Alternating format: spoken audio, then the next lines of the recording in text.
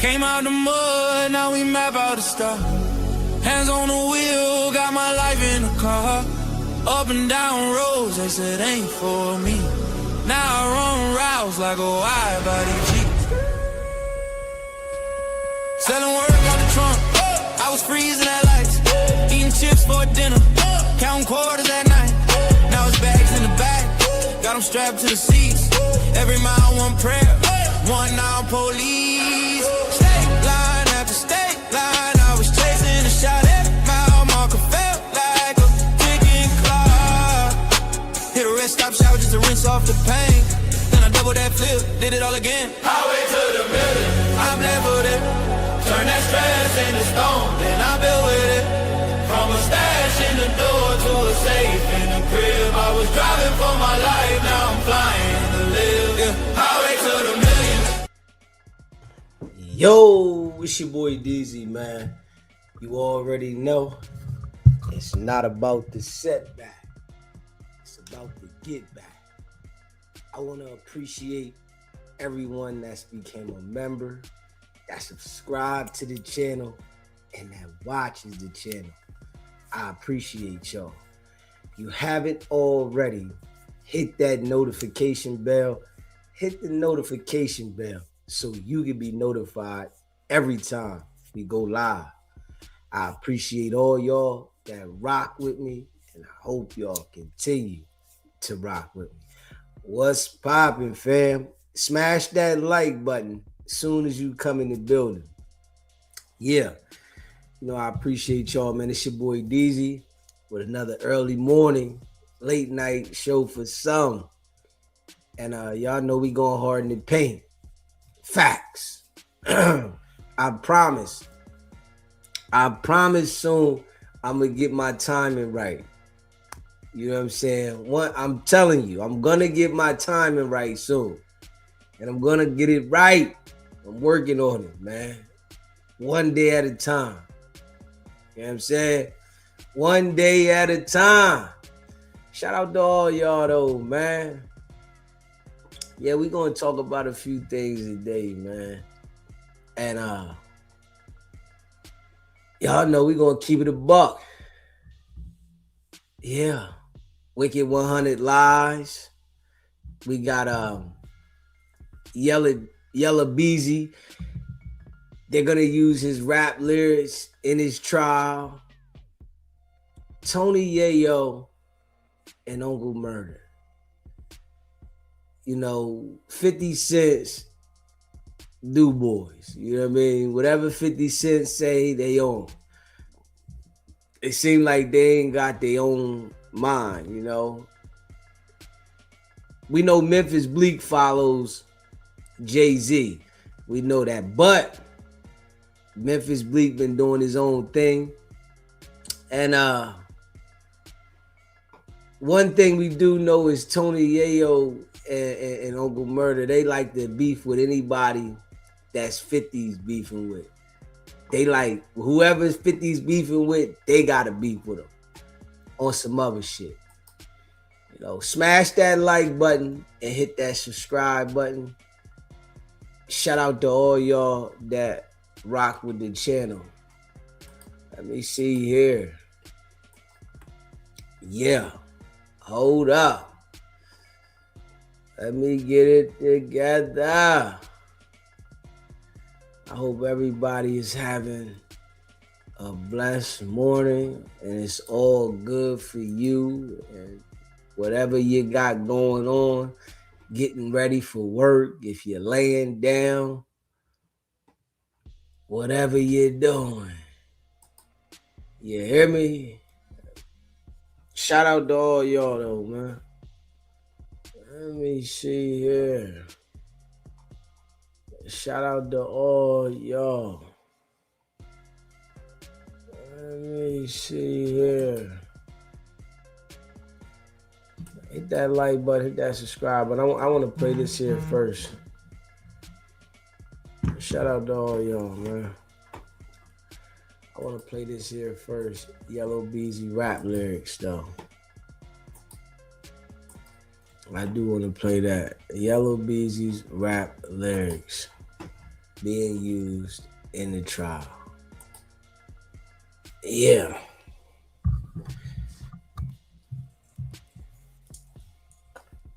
Everybody think it's a game till it get real. You know? Then they want to say it's a expression of art and all that shit. Now, let's see what they say here. This trial is about to get cracking, and they using his lyrics against him. Dallas County judge has decided to allow some rap lyrics to be used in a murder-for-hire trial. The case concerns the 2020 murder of Melvin Noble, a rapper who went by the name Mo3. Fox 4 Stephen Dial has the update. This was a big part of the prosecution's strategy, trying to use rapper Yella Beezy's rap lyrics against him. Yella Beezy, whose legal name is Marquise Conway, is accused of hiring a hitman to kill Mo3, his rap rival. The judge's order today is somewhat of a blow to the prosecution's strategy. She's allowing 2 songs by Conway and 1 song from Mo3 to be played in court. The songs seemingly speak to the feud between the rappers, but the judge did not allow key prosecution songs that talked about bounty or celebrating the murder. The judge is also not allowing the Instagram live video that Yella Beezy was in the day of the murder. Prosecutors argued the lyrics in songs and say that they explain the motive behind the killing. The defense argued that the rappers are playing a character similar to professional wrestlers, and that the lyrics should not be taken as fact. But the songs that the state has selected do not contain all that. In fact, they are braggadocious about criminal activity, but the criminal activity mentioned is directly on point to the charged offense. They talk directly about placing bounties for reprisal. They talk about the murder, and they talk about the feud. Rappers make songs about putting hits on each other. They make songs about bounties. Again, it goes to the edginess and, in some people's opinions, the crassness and distastefulness of the music, but it's not evidence that Mr. Conway is making some sort of admission to committing the crime. We also got the prosecution's witness list. On the list is Dallas rapper Trap Boy Freddy, who has songs with Yella Beezy. He has not been charged in this case. One of the songs that the judge is allowing the prosecution to use, they cannot play the part where Trap Boy Freddy is speaking. Dallas County judge. Smash that like button and hit that subscribe button. So they're not going to allow some of the rap lyrics in there, but they're going to allow some of the rap lyrics. Yella Beezy trial is about to start. And I wonder, do y'all think that he's going to beat this case? You know, I left a little poll in the chat. I want y'all to let me know, do y'all think he's going to beat the case? You know, it's been talked about for years that he has something to do with it. And one thing I can say is he hasn't been talking crazy at this point. You know, when shit first happened, you know, he was saying little slick shit, but he hasn't been talking crazy at this point. And they're not going to use the shit that he was saying when he was talking crazy. You know, his boy, Trap Boy Freddy, he was being extra. When Mo3 first got killed, he was being extra, man. And the prosecutors is going to use him as a witness. I don't know what they're going to play or what they're going to say, but they're going to use him as a witness in the case. Because he did say a lot of shit. You know what I'm saying? He did say a lot of shit. And this right here, let me see. Smash that like button and hit that subscribe button. And hit that like button, hit that subscribe button. Let me see what this say right here. Shout out to all y'all that rock with the channel, man. Yeah. Hit that like button. Two men accused in the murder of Dallas rapper Melvin Noble, known as Mo3. They're in court today. And this comes after the pretrial hearing earlier this week for rapper Yella, Beezy, who was accused in a murder-for-hire plot. NBC5's Alana Quillen is live outside the courtroom right now with the very latest. Hi, Alana. Good morning. Now, these pre-trial hearings kicked off last week and has really drawn national attention as both the attorneys and the judge sort through which evidence will be heard by jurors when that trial kicks off next month. Now, just for some background on this case, you may remember how shocking it was back in November 2020 when rapper Mo3, Melvin Noble, was shot and killed in broad daylight in the middle of Interstate 35 in South Dallas. Rapper Yella, Beezy, whose legal name is Marquise Conway, is charged with capital murder while remuneration in connection to the shooting. That's the legal term for murder for hire. Now, federal prosecutors also charged Keywan White with murder for allegedly pulling the trigger, and Devin Brown, who's accused of helping coordinate the shooting. Now, those are the two that were present in the courtroom today for their own pretrial hearings after Conway had his over the past week. Conway was also present in the courtroom. We saw White in his county jail closed since he is currently detained as the accused triggerman, and he also faces federal weapons charges. For the first half of today's hearing, both sides argued which of the defendants will go first when this trial begins in August. White's defense argued that the other attorneys are not obligated to share details with each other as they're building their cases, so they raised concerns about new evidence in those other cases impacting their own client, but the state pushed against it. I have a family that's sitting here that deserves justice. He was indicted in January 2021 for killing Melvin Noble. Yes, we enhanced the charges to capital murder last year. But based off of everything procedurally that has gone on with this case, and the fact that he is on loan from the federal government, that this court had to sign an order, and every single time we've had a setting, it's been another reason why this family cannot get justice. At the end, the judge decided that Keywan White will in fact go first during that trial. Another key issue has been whether some of Conway's rap lyrics can be used as evidence. A Dallas police detective has testified during these pretrial hearings about an alleged feud between Conway and Mo3, and that some songs support the state's murder for hire theory, showing motive and intent. But the defense maintains that the songs are artistic expression and not factual evidence. Now, the judge has not yet ruled on whether these lyrics can be a part of the trial as evidence for jurors to hear. But today, she also did ask all attorneys for all three defendants if they will, in fact, be ready for this trial, because the plan is for it to move forward on August 24th. In Dallas, Alana. August 24th. Yeah, so it's going down August 24th. Yeah, I think though, them niggas is goofy, man. Them niggas is goofy. This is like dumb shit.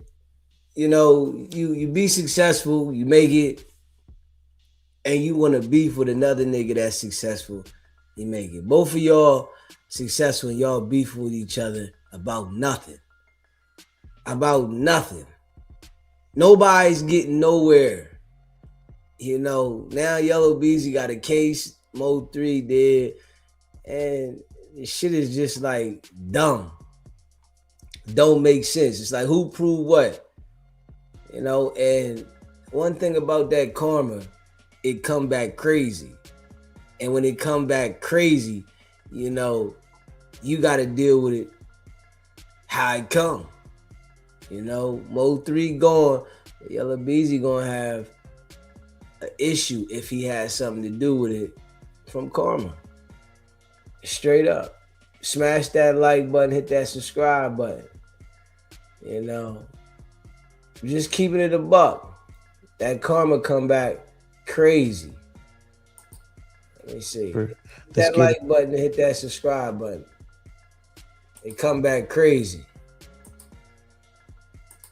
Tell y'all the real. I don't like how y'all be coming at these people around. So y'all came at 15:01 and seen them wrong. They ain't did nothing to no niggas but giving niggas opportunities. I agree. You talk call for that other shit. Yeah, when they was up here, y'all was gonna question them about bullshit and how Cena did. The Cena gave niggas opportunity. Them all them old niggas in Houston took advantage of him. I can agree with that, but also I feel like, I don't see nothing wrong with, calling people out on their bullshit. What did he do? Cena ain't do nothing. What he do? I didn't call him out on no bullshit. We all got our own bullshit ass ways. Man, Cena gave niggas opportunity. He for sure did. He created a whole lane for Houston. You take away Cena, we don't have no D-Baby. So, I always tell Is D-Baby a big impact in y'all culture? Yeah, most definitely. But I would say though, peso kind of exactly. Peso created the lane for all the Mexican artists. Without peso is no Mexican artists. I know for a fact because I made a bunch of money off of Mexican artists, and the first thing I did was told him go do a song with peso. Go to Bubba's, this same exact studio. Go to Bubba's studio, take a picture with Mexican OT. Use the whole Mexican culture because if it weren't for peso, it wouldn't none of this would be accomplished. And I like what you had told peso too. Like he should have had his business together in the beginning. He could have had all the Mexican artists. Man, peso would have been a walking rap a lot, but still, the peso was too busy trying to drip. Ain't nothing wrong with it, but nah, for sure. But they all not to say they looked up to him, but they knew. They looked up to him. Yeah, he was. And I remember peso back in the day. He was an arrogant little motherfucker, and you know what I'm saying. So, but like, I had a lot of conversations with Lil Peso, and I know if he had a chance to do it again, he would do it again. But one thing about it is, if you got a Mexican artist, or if you're a Mexican artist, go over there and get a verse for Peso, and your numbers go run up. Let's say Rainwater is managing Peso 2026. What's something you would do for him that he probably not already doing for himself? You can basically rebrand. He was hungry when he was writing them lyrics. You know what I'm saying? So once a rapper hit a certain amount of money, he can't do it. Rappers are not mentally can do it. Like a boxer or a basketball athlete, they know how to train like they was at their rookie season. Rappers can't train like that. Do you have like some business going on with Finesse at one point? Yeah, Finesse is my nigga. No, he's just my nigga. Oh yeah, just cool. I turned him. I helped him turn his shitter back around to a point of life where, he got back on track. From a switch of a button, I could do that in my sleep. At one time, that's how you seen when you scroll was Finesse. You know what I'm saying? I hooked him up with my people, and he coming to Dallas every weekend. Me and Finesse probably made in 5 months, damn near for $500,000 easily. Like doing what? Just like shows? Shows and verses. Everything. He came to Dallas for 4 months straight, and every week he picked up $20,000-$30,000 easily. You know what I'm saying? A blog sites, I put them on every blog site. And they show a whole lot of love. I put that whole song to roll out together, the videos, went to the fair. You remember that shit hit like number 2 or 3 on the charts. And really, I was just doing that. I was really playing around, but I was doing that to show people that I'm still a bad motherfucker. So, you know what I'm saying? It was people saying like ever since he met with you, like as far as him streaming or doing like the content shit, like you put that battery in his back, like you put you lit that light bulb in his head. So was you like I pushed them buttons. Yeah, everything. All the streaming shit. That's why I feel like putting a new light when he started, going viral on the internet. Yeah. I was just showing people that people just always say you ain't did that shit some more 3. And I can do that anytime. This dude always acting like he was the one that did something to get somebody going.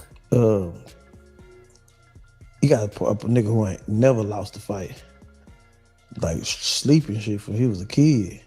And to lose to Earl Crawford like that, he had to take it 3 years off. Because he was probably angry at himself. Like that, like in his mind frame, let's go back to high school. Everybody know. I know what to do and what not to do. I ain't done. Like so many nights I struggled from not fucking Whip. You know what I'm saying?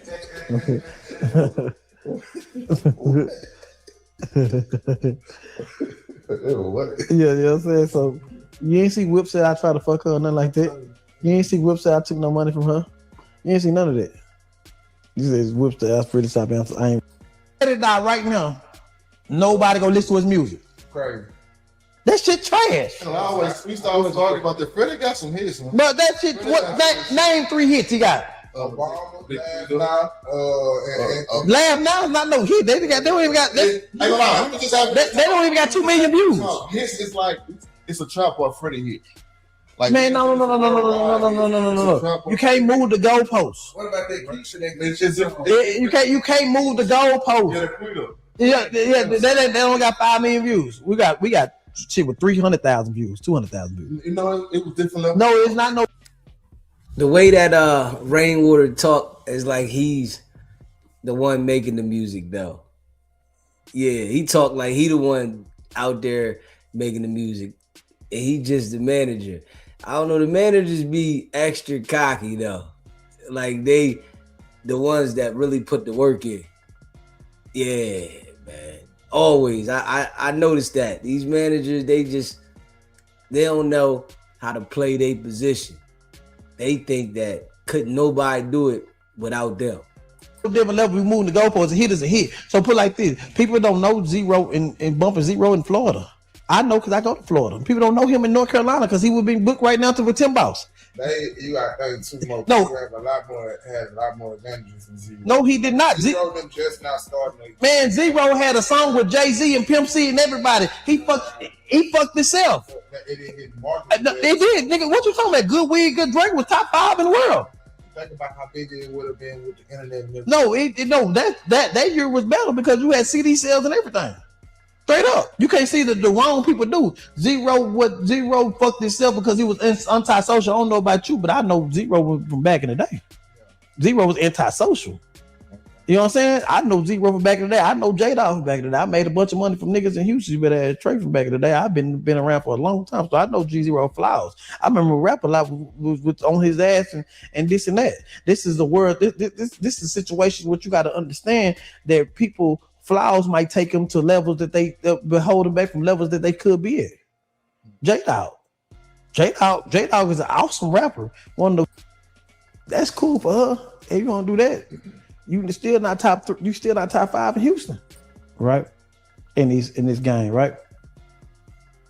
But if you ain't entertaining people, that don't mean shit. Yeah. Put it like this: when you engage in street activities, you would think it's going one way, but it's a whole setup to fuck up your life, and you wouldn't even have a clue what's really going on. Ain't nothing good about no streets. Agreed. You know what I'm saying? I watch niggas snitch on each other and set niggas up and have wires and nigga. Right now, people don't even understand they could be in the whole room with a federal agent. You know what I'm saying? And don't have a clue. And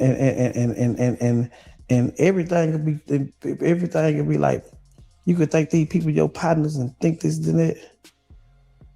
Nah, bro. It's like rappers entertainment. It turned left when it's not entertaining no more. And the people that's too streets, they don't last. They don't last at all.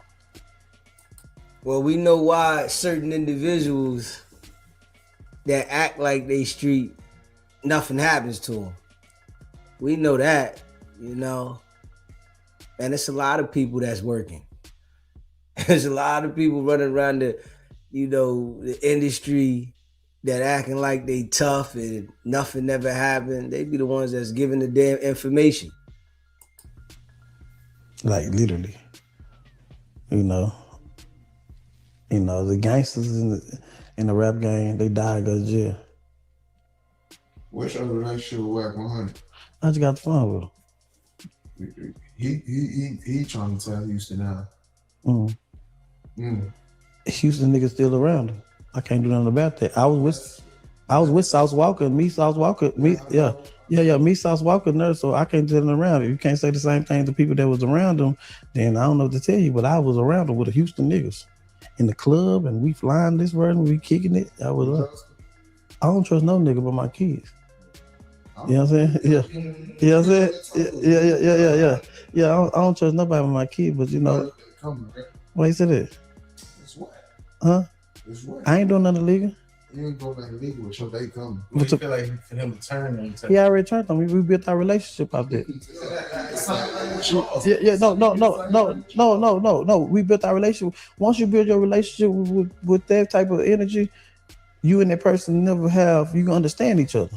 I'd rather get into it I'd rather get into it with niggas with bad energy at first because we understand each other. Me and Wack got into it the first time I met him. You know what I'm saying? Me and Charleston damn near too. No, me and Charleston didn't, but we had to get into it to understand each other. You know what I'm saying? So you don't never know who you're dealing with until you get into it with that person. But after y'all get into it with each other and y'all build from the ground up, y'all closest partners. That's how most people in jail become friends.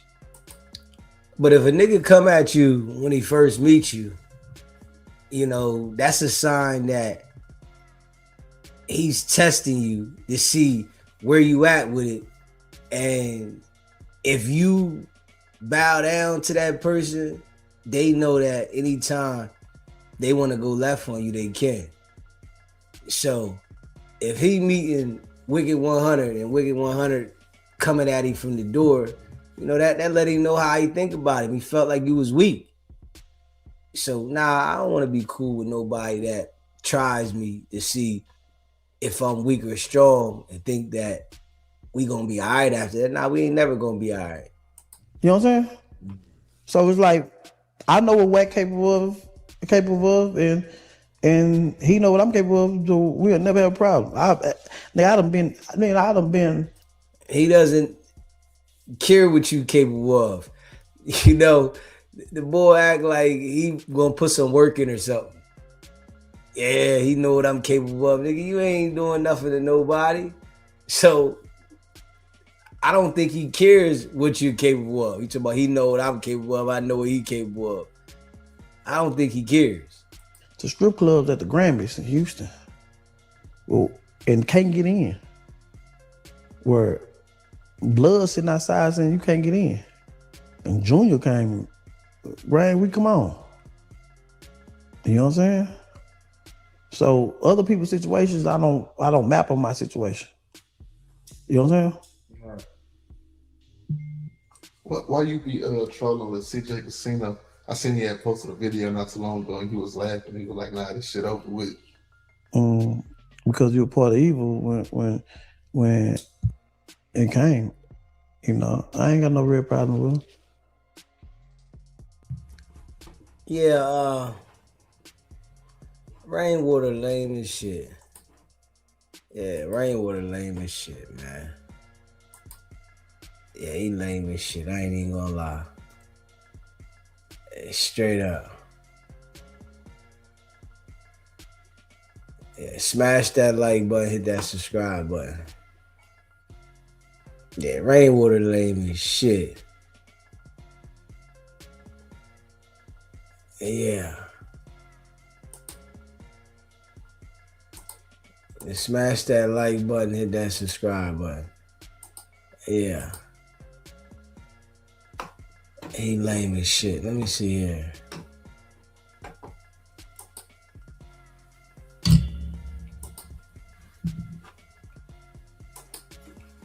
Yeah, Rainwater is lame as shit.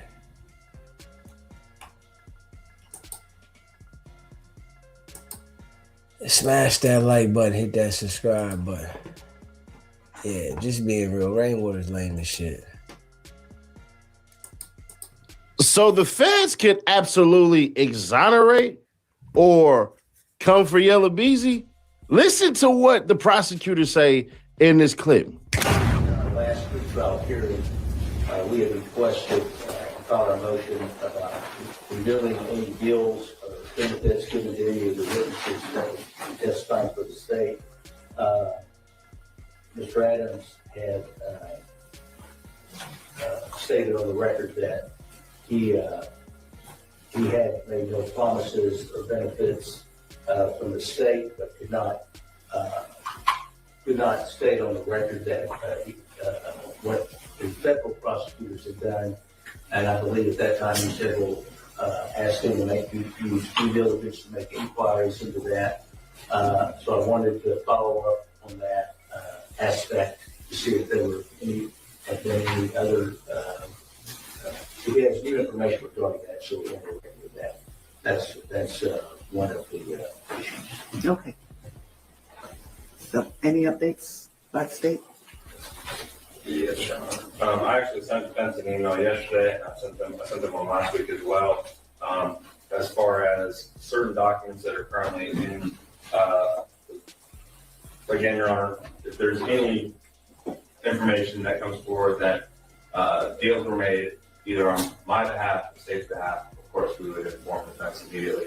Nothing has changed as far as that is concerned. We've not made deals with any type of deal, made any promises with anybody as far as the state is concerned.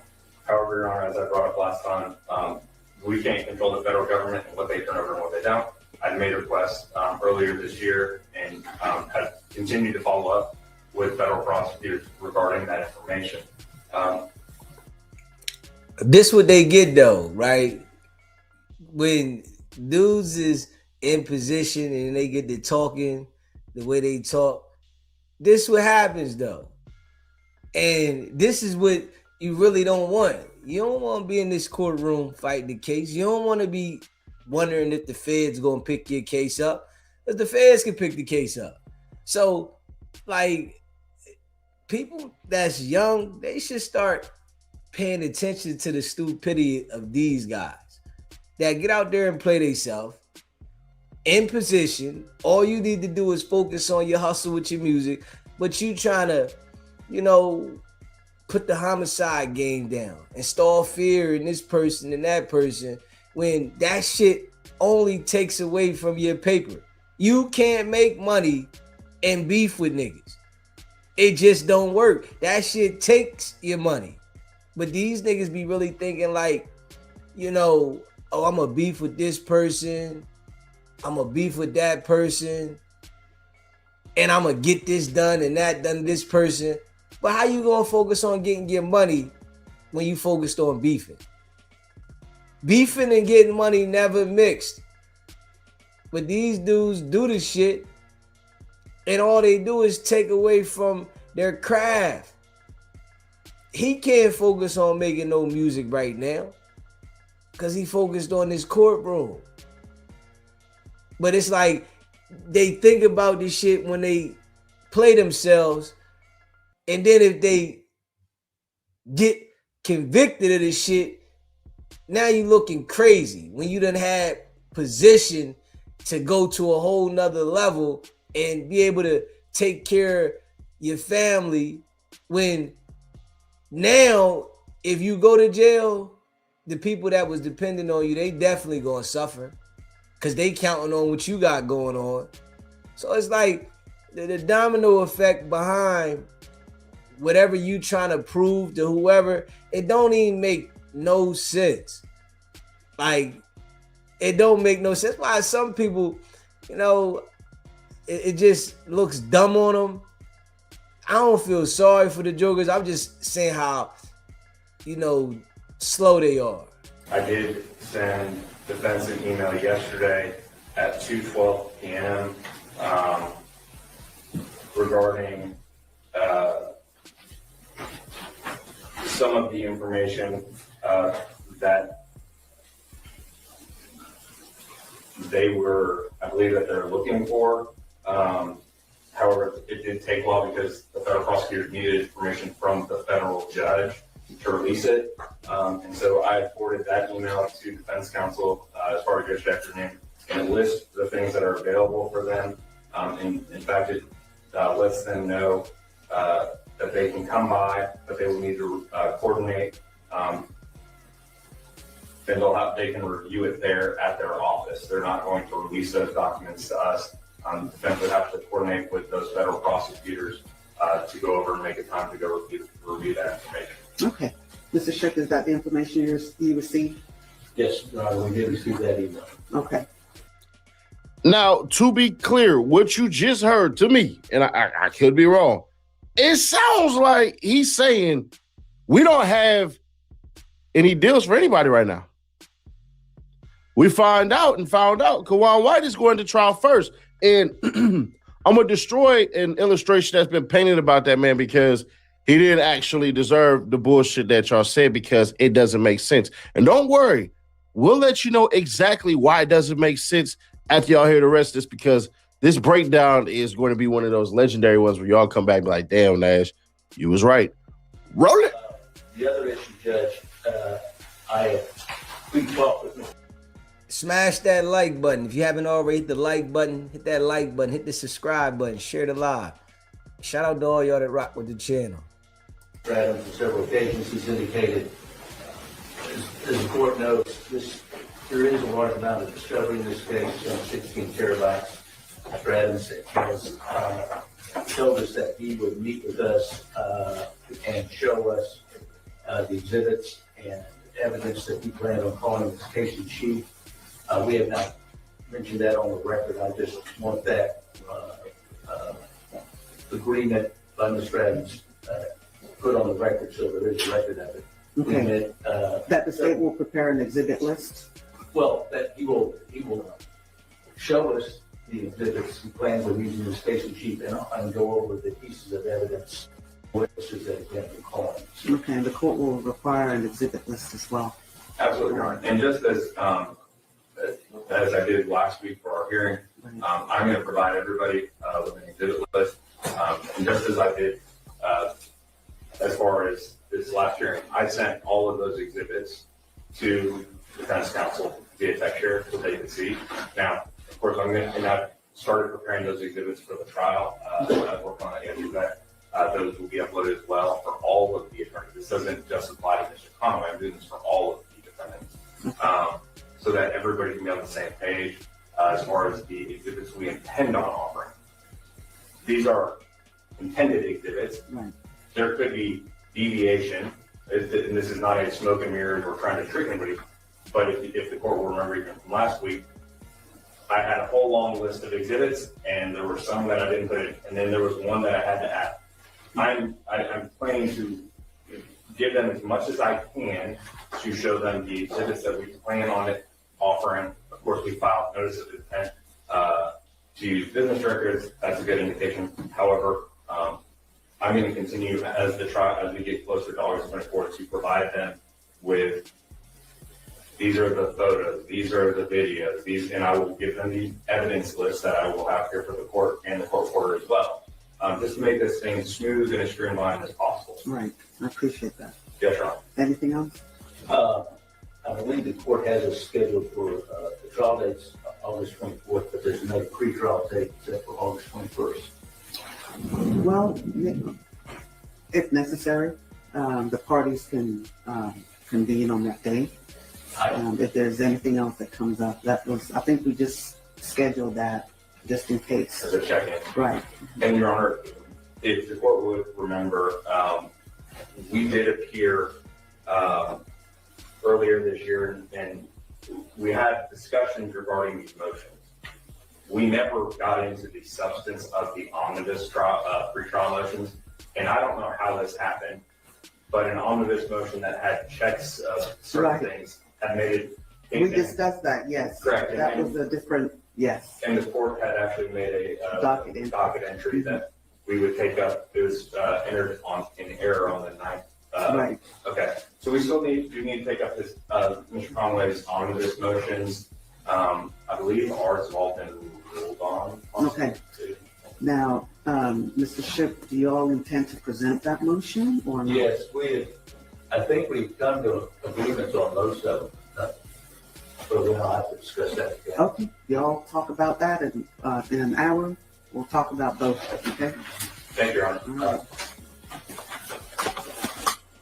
Thank you. If you've been on this channel more than a couple of times, I will tell you this. You probably know a lot of the Young Dolph stuff. When Cornbread was snitching, right? He didn't go to trial.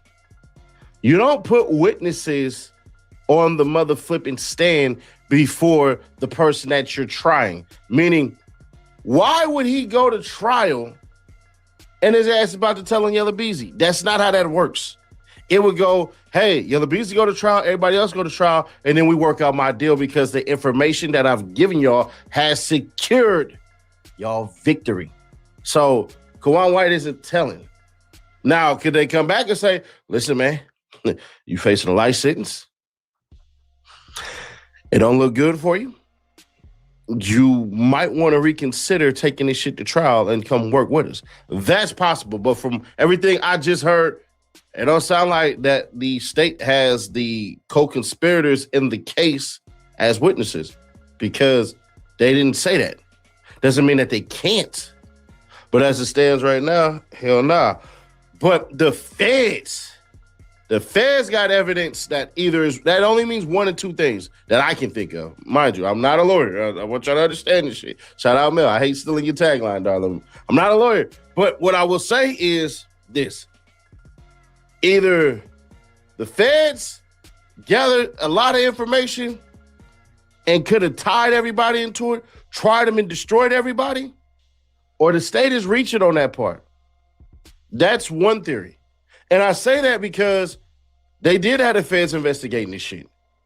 I won't say from day one, but I'm fairly certain that to stop a further quote-unquote gang war or rapper beef that leads deadly or whatever the hell you cats call it these days, I'm fairly certain the feds had no problem jumping in and letting y'all cats know where the hell to stay in y'all place at. Y'all do it all the time. Look at the National Guard in Memphis. Y'all don't hear about a crazy-ass thing in Memphis anymore. Ain't that crazy how that worked? But there's also another part of this that we don't like to hear, that four-letter acronym that says a nice Italian name, RICO. The feds could come through and RICO everybody. Now, the feds could come through and RICO everybody. They put themselves in the situation to get that, you know.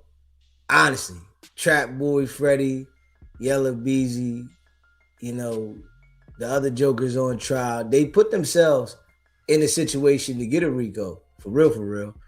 You know, the feds probably could have picked the case up, but they letting the state handle it.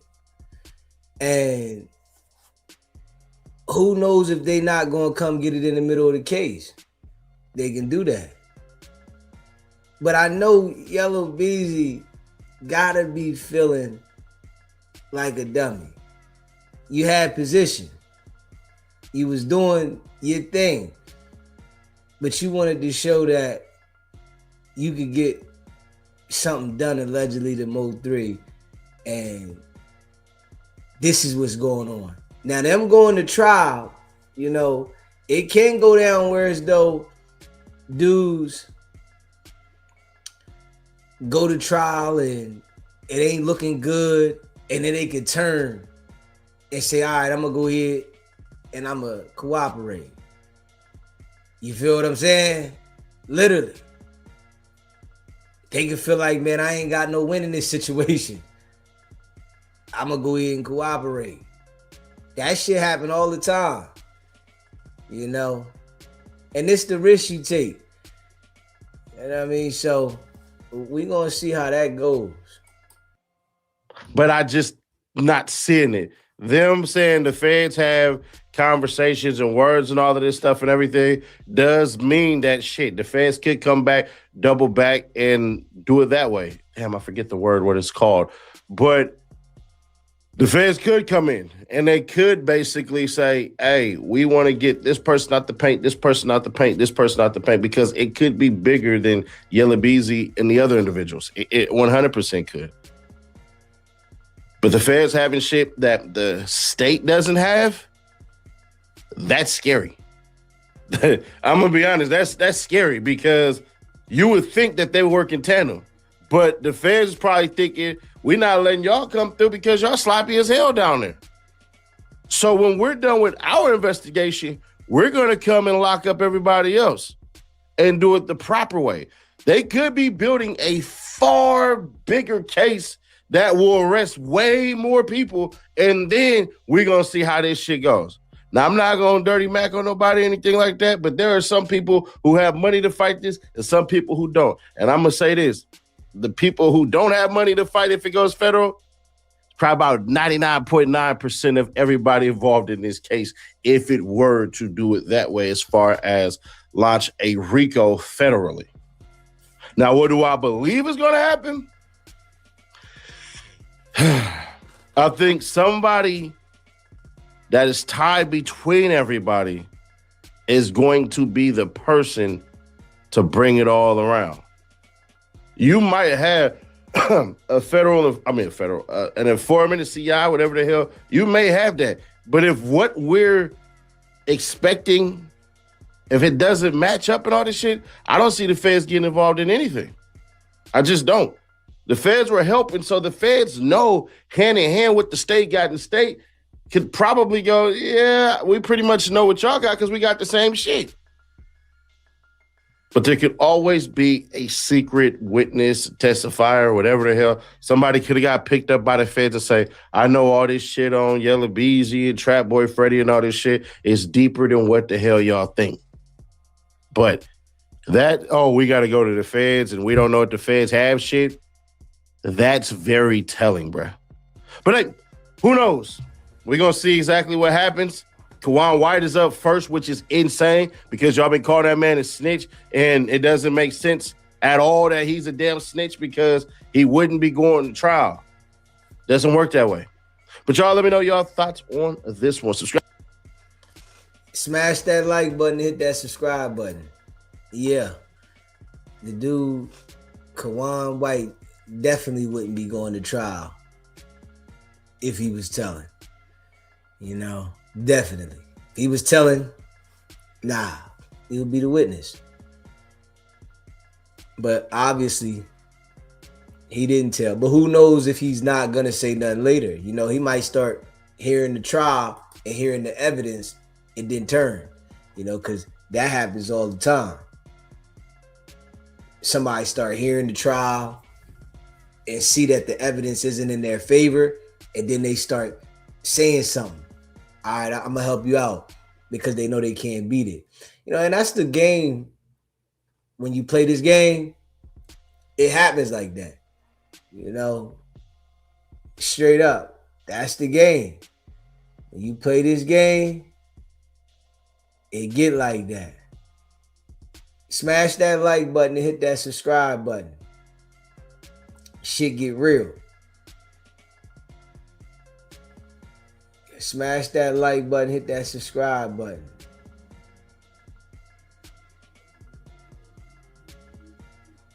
You see, and it's like these rappers continue to do the same thing though. When you watch Lil Durk, you got Yellow Beezy, you got Pooh Shiesty, they continue to do the same thing. They get some money and they think that the law doesn't apply to them. This is how dumb niggas is. They get some money and think the law don't apply to them. That's when you're supposed to buckle down and understand, let me move smarter. Understand that I can be held accountable, so I gotta move light. I need to pay attention, stay out the way. These niggas be running towards the fire. You know, the goal is to make it out the streets so that you can be successful and comfortable. These niggas make it out the streets to run to the streets, to be, you know, supported by the neighborhood that they from. Nigga, how smart is that? The goal is to get away from the shit, not to run towards the shit. Yeah, and then, you know, you got people that are entertained by it, that highlight these niggas doing whatever they doing, and they be the ones that go down for the shit. Like, come on.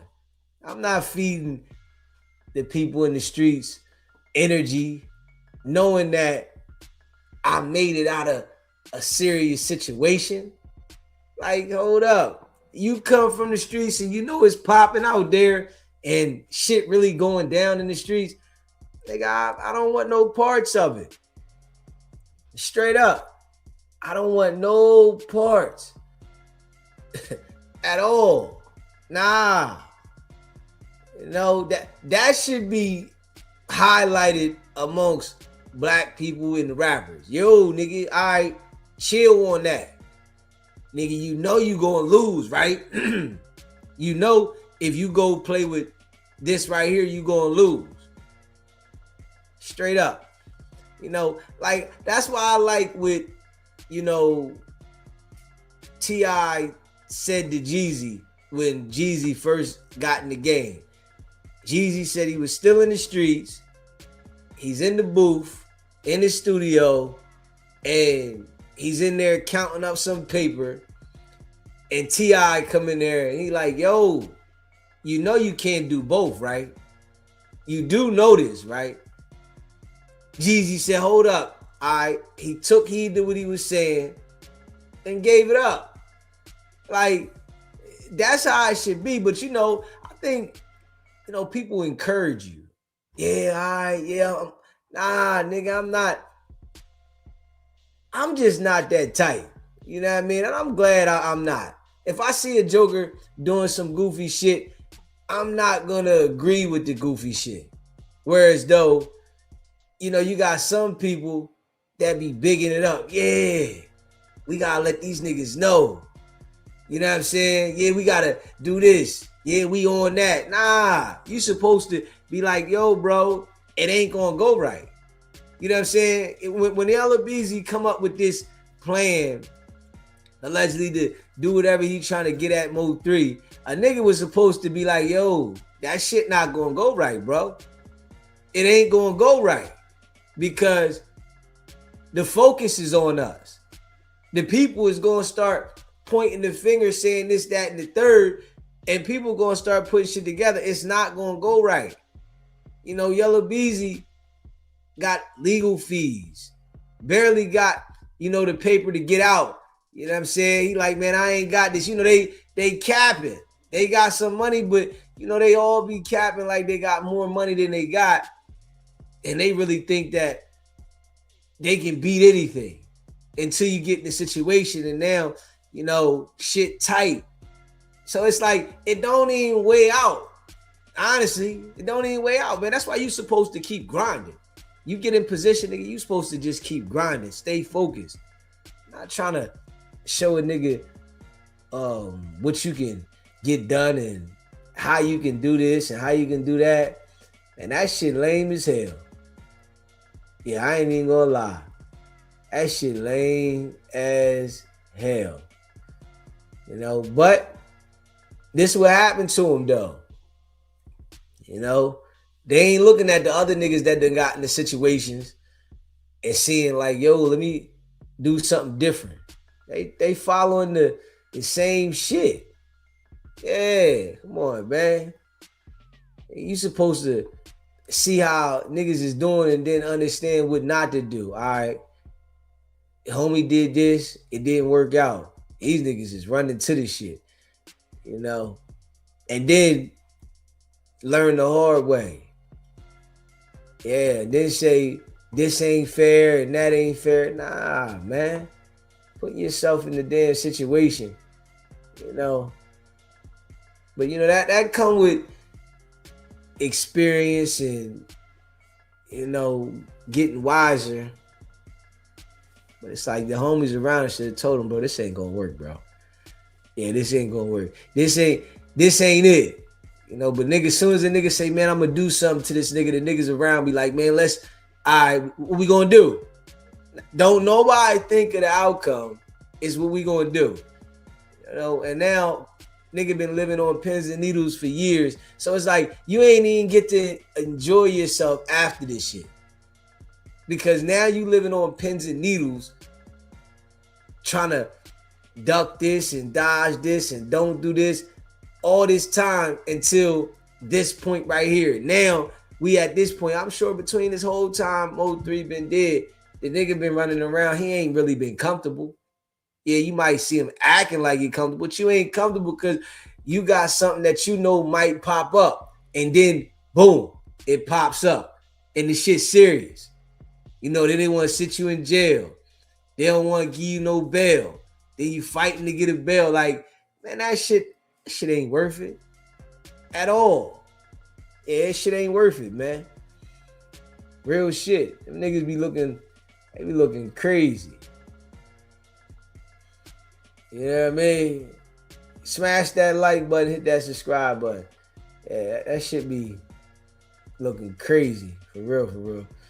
And nigga that played they show. Real shit. They get to playing they show. For real. Yeah, smash that like button, hit that subscribe button. Shout out to all y'all that rock with the channel, man. Niggas ain't thinking though. You know, niggas ain't thinking at all. Real shit. They ain't thinking. Just keeping it a buck. Let's see what Charleston White talking about. Somebody attempted to break in his house. Yeah, I mean, he popping shit to everybody. What do you expect? He popping shit to everybody, then you got people around you. And I guarantee you, whoever tried to break in his crib, it got to be somebody close to him that knew him. You know, that's how it go. When somebody come to break in your house, it's always somebody leading them there. Yeah. He ain't going to be there at this time. He got this. All the time. Smash that like button, hit that subscribe button.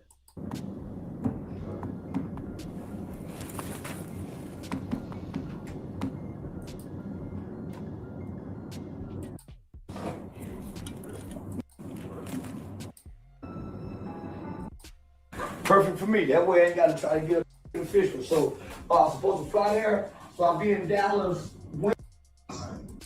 Plays and making plays. We call it the playmaker.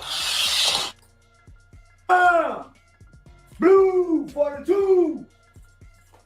Omaha. Watch it. Blitz. Set up. Safe. Oh boy. Yeah. We say we call it the playmaker. Charleston White need to eat some food though. Charleston White skinny as hell. Yeah, he need to eat some food. Frail. And he popping off like he really could do something. Nah, you need to eat, my brother. We call it the playmaker. Oh, we call it the playmaker. We call it the playmaker.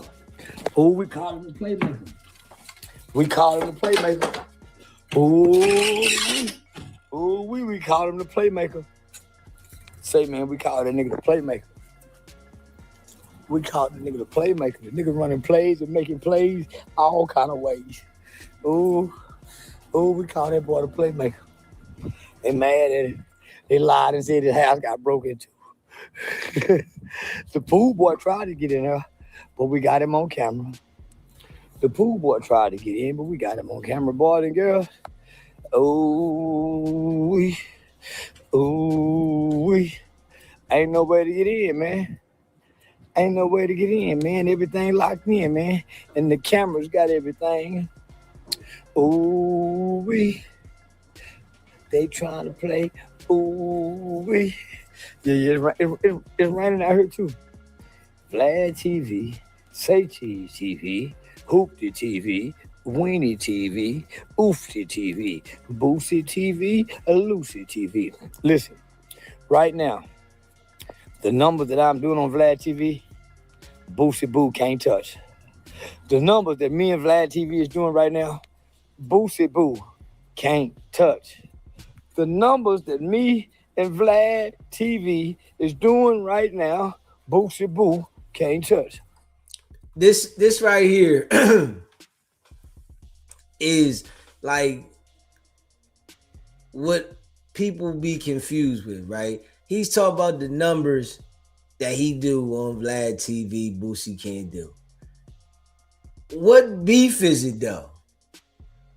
Yeah, it's like he's creating the beef with Boosie about the numbers on Vlad.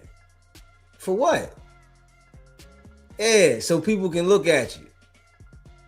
Yeah, me and Vlad, and you know the way he talked about Vlad at one point, and to be over there now talking about the numbers I'm doing over here. That should be crazy. You know, he talked crazy about Vlad. Had everything negative to say about him. Like, you know, this is what they do though. They got everything to say negative about Vlad, Adam, and then go over there and be excited to deal with him. Yeah, I'm doing the numbers over here, and Boosie ain't doing this, and you know, but I'm telling you, the energy always come back crazy. You know, you think you're doing something, but all you're doing is setting yourself in a certain type of energy that when it do go bad, you just ain't expecting it. The numbers that me and Vlad TV is doing right now, Boosie Boo can't touch. Boosie ain't had these numbers, man. Boosie ain't hot as me. The J Prince shooting, the so-called break-in, a little. Man, can't nobody beat me. Ooh-wee. Can't nobody beat me. Ooh-wee. Can't nobody beat me. Ooh, them niggas mad. Cause they trying to beat me. They trying really hard. They trying really. These dudes is like big kids though. Can't nobody beat me. They like big kids, man. You know, you can tell Charleston White and Wicked100, they didn't have good childhoods. They didn't have, when they was younger, that they was able to enjoy. So it's like now, this is the enjoyment to them. Whereas though they causing confusion and ruckus. Because if they was enjoying themselves when they was younger, at this point, it wouldn't be so, you know, much of a game as they play to destroy everything. You know, and it seems like now they just so happy to destroy everything, and it's like funny to them.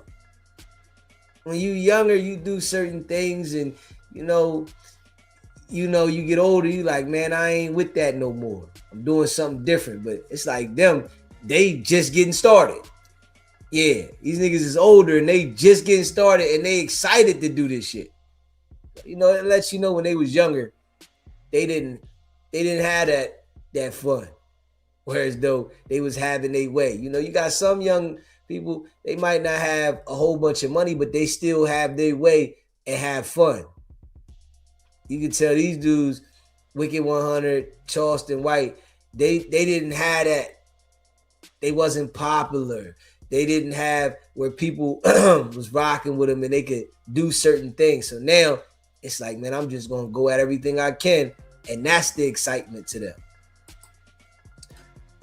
Appreciate the super chat, bro. They be talking all this white man is, but bend the knee and open their mouth super wide quick. They definitely be on some other shit. You know what I mean? They talk slick, but they do something different. For real. It's really hard to beat Charlie. They trying really hard to beat her. They really trying. Hey! Get your ass. Charleston White talking about people trying to beat him. He the one focused on trying to beat and get Jay Prince. They trying to beat him. Ain't nobody trying to beat you, man. Yeah, everybody know you a character, brother. You focused on trying to beat Jay Prince. Yeah. Ass now. We're going to California. We're going to California. We're going to California. Yep. We're going to California. We're going to California. We going to California to do a Vlad TV. We going to Houston to do a Houston interview. We stop by in Dallas. We got a Dallas interview. Then we stop by Vlad. We got the Vlad interview.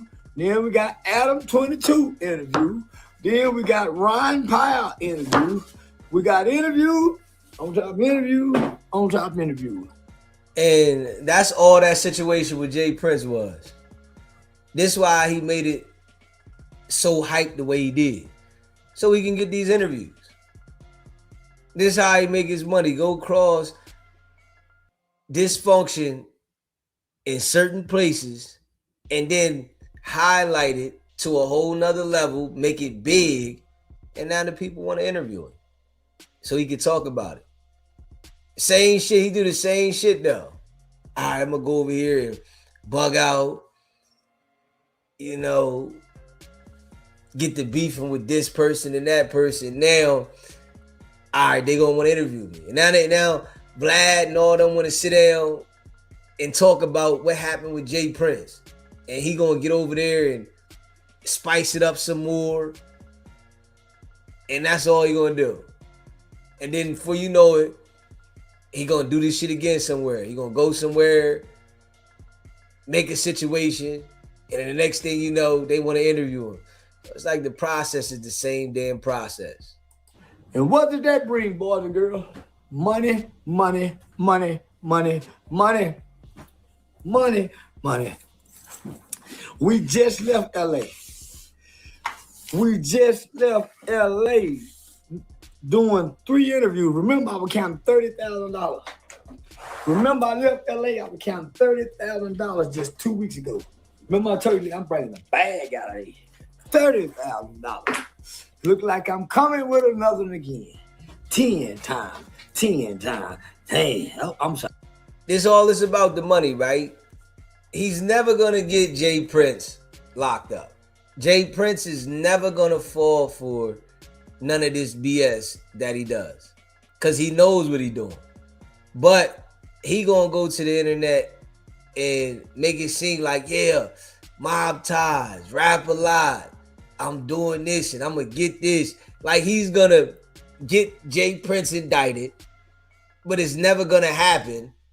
But this is to keep people watching the shit. Yeah, mob ties and Jay Prince and this, you know, knowing Jay Prince's name is big. So if he antagonizes Jay Prince in his name, people gonna look at this shit, but he's never gonna get to Jay Prince.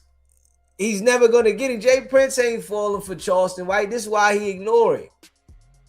Yeah, this is why. It's like, man, what am I falling for somebody that I know is saying what he said? So he get to talk about Jay Prince, the FBI, and all that shit, and people gonna listen.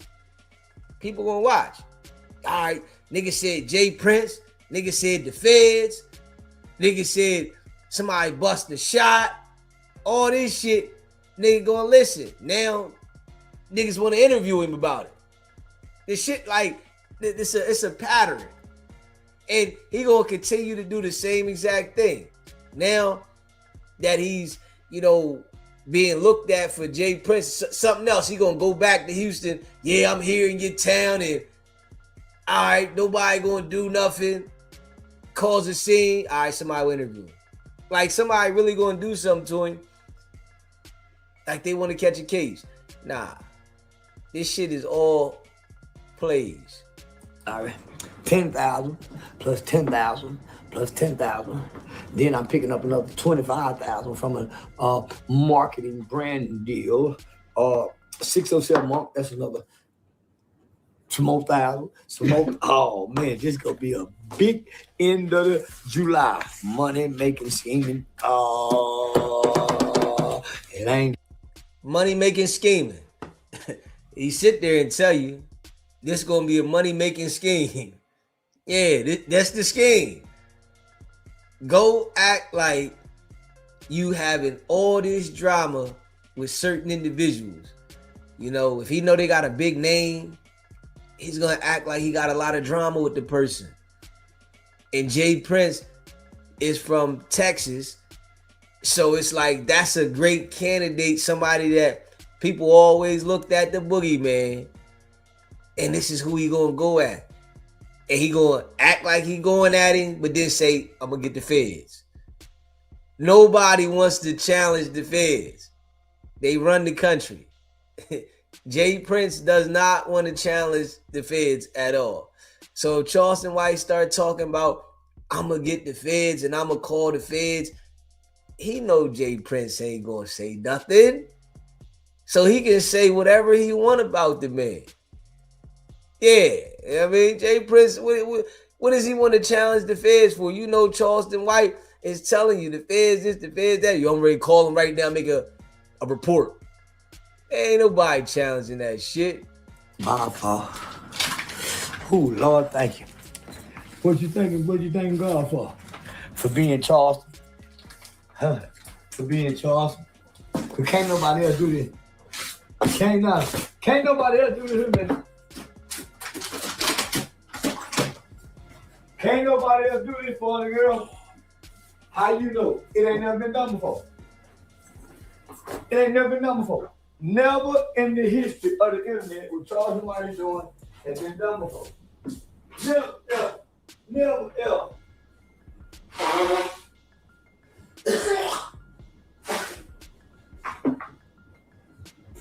Never, ever. Never, ever. Anybody.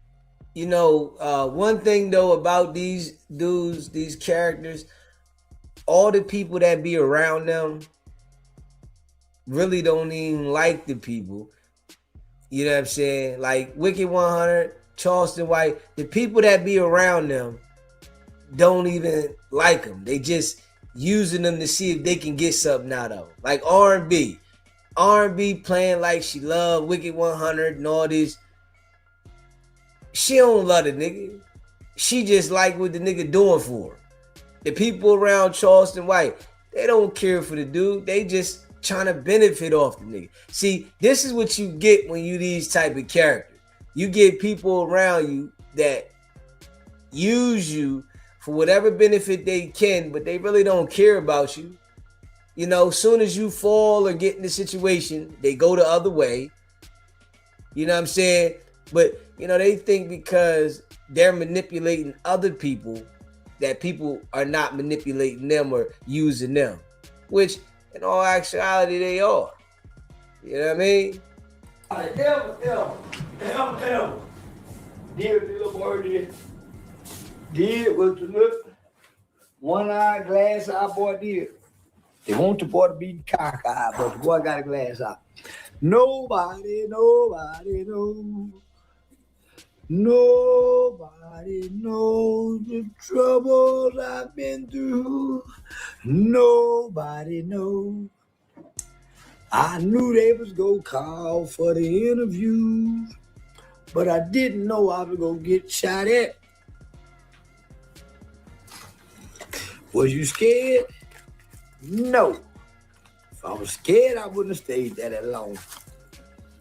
You know, a fool don't have time to be scared. Because a fool is always doing foolish shit. A fool don't know the dangers. One thing about a fool, he don't know the dangers he in. Because if a fool knew the dangers, a fool wouldn't toy with the dangers that lurks amongst the fool. I don't think it's no danger. Ever since I was a little bitty boy, I never understood danger. Ever since I was a little bitty boy, what this shit go to?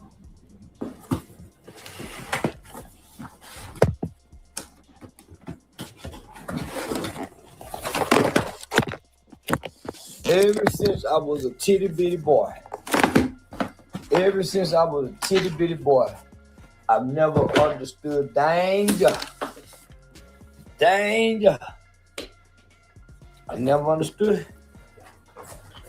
I never understood danger. Watch yourself. Take it, hey. Show me what you want. Watch yourself. Take it. Show me what you want. $15,000 and fuck off. So I'm and good in a motherfucker, boy. You niggas ain't winning take care of your kids, nigga. Half you niggas on here typing right now can't take care of your kid, and you ain't got the master key to the door. You ain't got no lease in your name, nigga. Half you niggas doing bad in life and cannot produce a lease. I bet if I download that StreamYard right now, can't none of you niggas produce a lease, nigga, with your name on it. Half you bitch ass niggas broke, nigga. Half you bitch ass niggas can't move nobody. Hey nigga, I moved from Dallas to Miami. I've been here for 2 years. 2 years, nigga, living comfortably and good in a motherfucker, boy. You niggas ain't went nowhere. You niggas ain't caught an airplane trip. Think about that. You niggas can't fly nowhere. When last time you niggas took a trip? Name the trip you niggas spent. Matter of fact, what's the largest amount of money you done paid in the bill this month? See, them niggas talking about everything. How much, nigga, can you niggas pay in bills this month? You bitch ass nigga shutting up, nigga. I'm at least 20,000. I'm minimally $20,000 a month, my nigga. That's just in bills. That ain't including the fuck off money. I'm probably 10, 15,000 in fuck off. So I'm just gonna say $30,000. I'm talking numbers, nigga. You bitch ass nigga can't talk numbers. That's why you writing and typing. Cause you bitch ass niggas is low life, piece of shit ass men with a phone that can't produce nothing but watching me. You niggas gotta watch me. You gotta type to me, nigga. I'm not taking my time reading all that shit. I can't see them small ass words from back here no way. When the shit hit the fan for Charleston White, yeah, he gonna be sick. Yeah, when shit hit the fan, he gonna be sick. Yeah, you can't live in destruction your whole life. You gotta get destroyed. If you think you're gonna live your whole life destroying others and shit around you, at some point, you gotta get destroyed. Smash that like button and hit that subscribe button.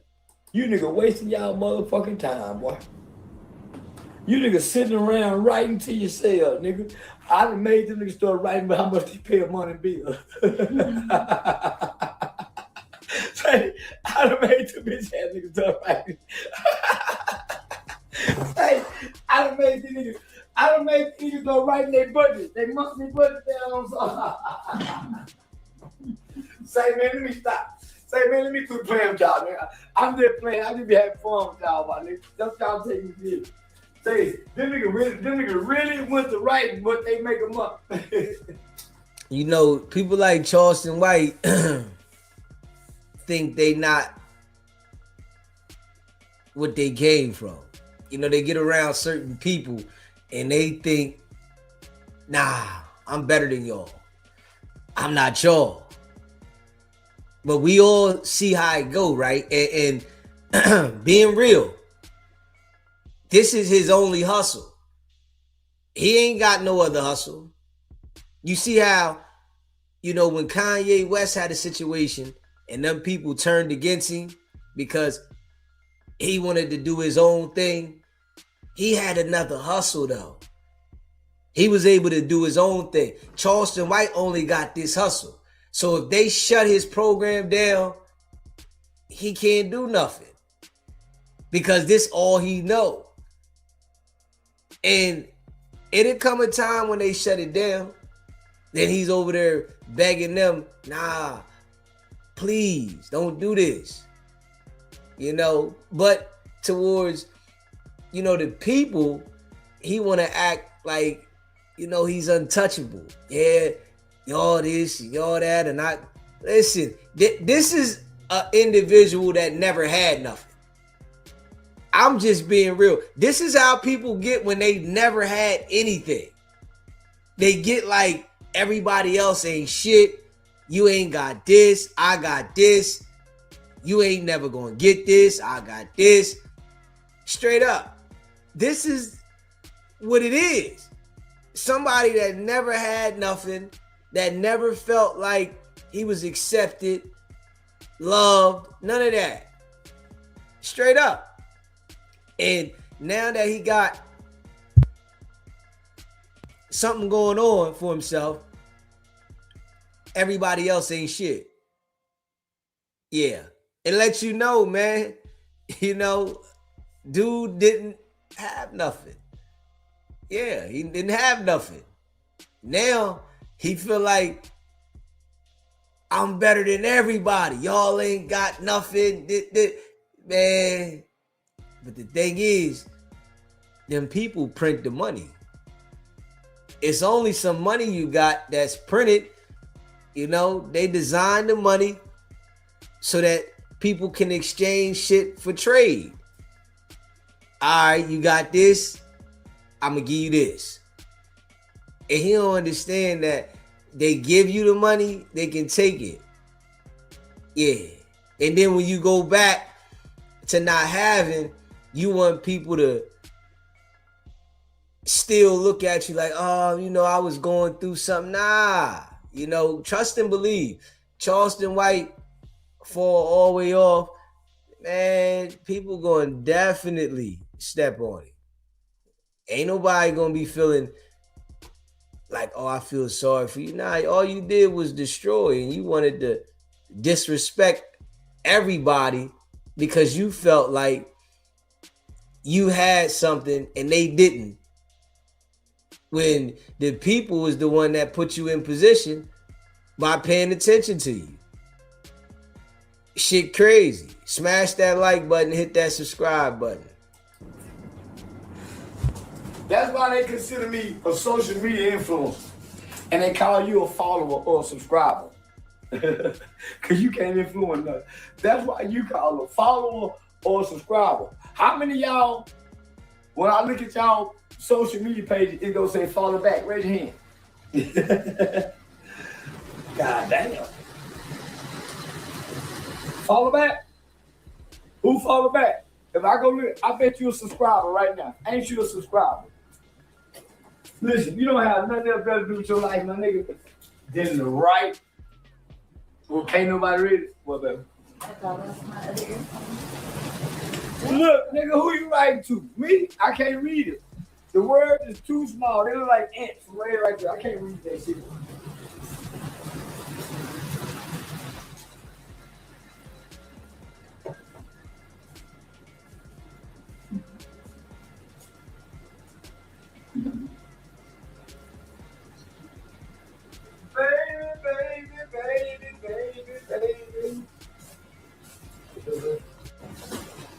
And Charleston White knows, right, that he only got one eye, right? Yeah. Your vision is important to be cocky this way. You know what I'm saying? You got one eye. You on the verge. If you get in a situation and you lose the sight in your other eye, now you're going to be dependent on everybody to do everything for you, right? And that's when shit happens. You know, people that get like this, that feel like they unstoppable, they feel like they better than everybody, shit happens to make where as though you gotta need something. You know, you can feel like, all right, I don't deal with people and I'm not doing this, but when you try to have that energy, you don't know when the shit gonna come back full circle, for real, for real. For all them dumb ass people, like, you gonna see how many people over the Titans? How many? Damn near 1,000. 1,000? 1,000 motherfuckers over the Titans to strangers. And the girl that's sitting there with him, she don't even really like him. She just wants some money out of him. You know, Charleston White, you can tell he couldn't get no women. You literally can tell Bull couldn't get no women at all. You can look at him and tell. Now you got some money, you got women around you because they need some money, acting like they like you, probably plotting, doing shit, taking a little here, a little there, and you acting like this person is with you. Yeah, how many people doing this? And yeah, they doing that. She's sitting there. She one of the people sitting there really don't care about you. She just there for whatever she can get out of you. And you talking to her about other people that might really be supporting you, but you think she's supporting you, but she don't even like you. Yeah, she don't even like you. You smell funny to her. She just dealing with you. They type it as if I can read it.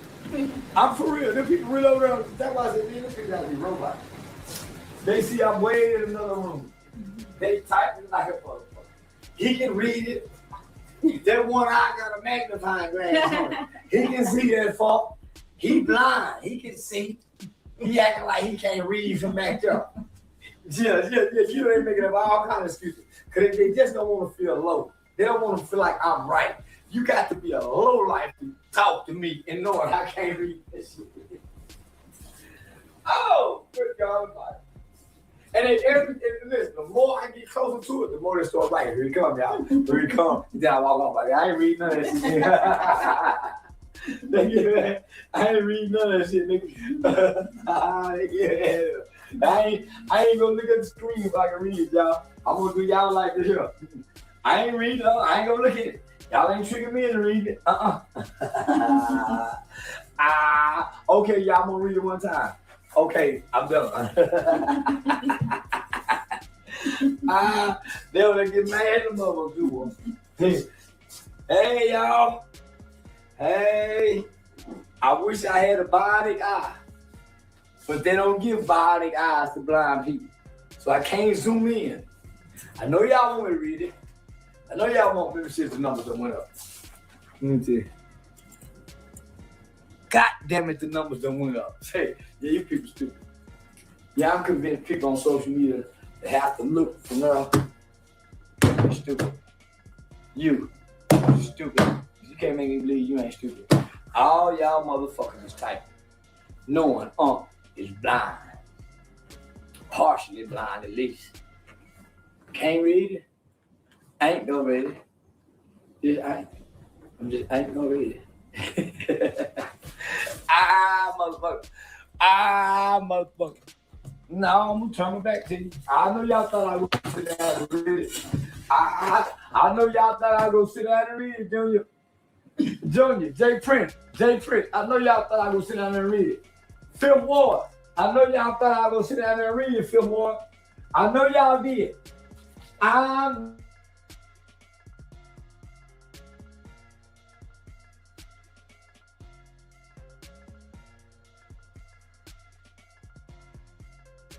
Smash that like button, hit the subscribe button.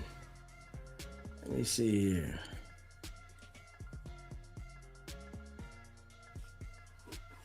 Yeah.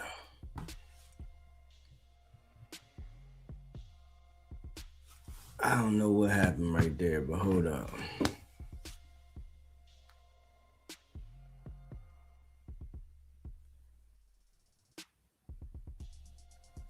I don't know what happened. Hit that like button and hit that subscribe button. I don't know what happened there. Smash that like button. If you in the building, man, hit that like button. Let's get the likes up. That like button don't cost you nothing. Not at all. Yeah, I don't know what happened there. Let me see. I don't know what happened there. Yeah. Let me see here. I don't know what happened there.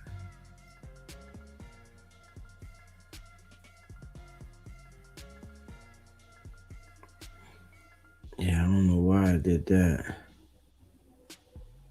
I'm trying to see something. I do not know why I did that.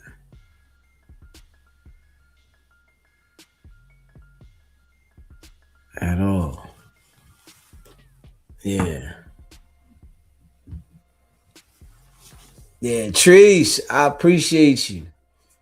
If you ain't just came in the building, hit that like button. Wild Phone. Blue Chicken. Miss Hill for real.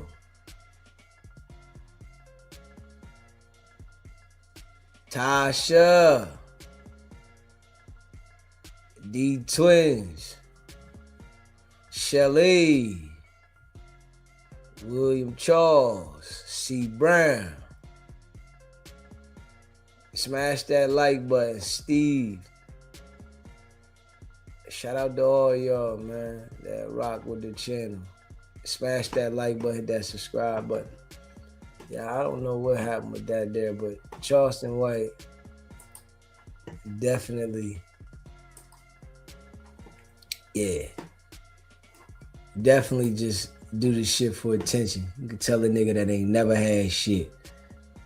Yeah, you can tell a nigga ain't never had shit. Yeah. Yeah, listen to the nigga talking about why he made these damn watermelon shirts. Yeah, smash that like button and hit that subscribe button. Now they're asking for this judge to be recused off. Don't they know this is Texas, a good old boy state? And Collin County is a good old boy town, as well as a sundown town. We let you live out here, go to school, work, but don't be out here late just hanging and driving. Everybody know that. Everybody know if you get caught with a quarter pound of weed, you might get 5 years state jail time or 3 years prison, 10 years probation. Everybody know nigga coming out of Sherman, hit them brake going through there. Dancing, all that. Yeah, everybody know that. Yeah.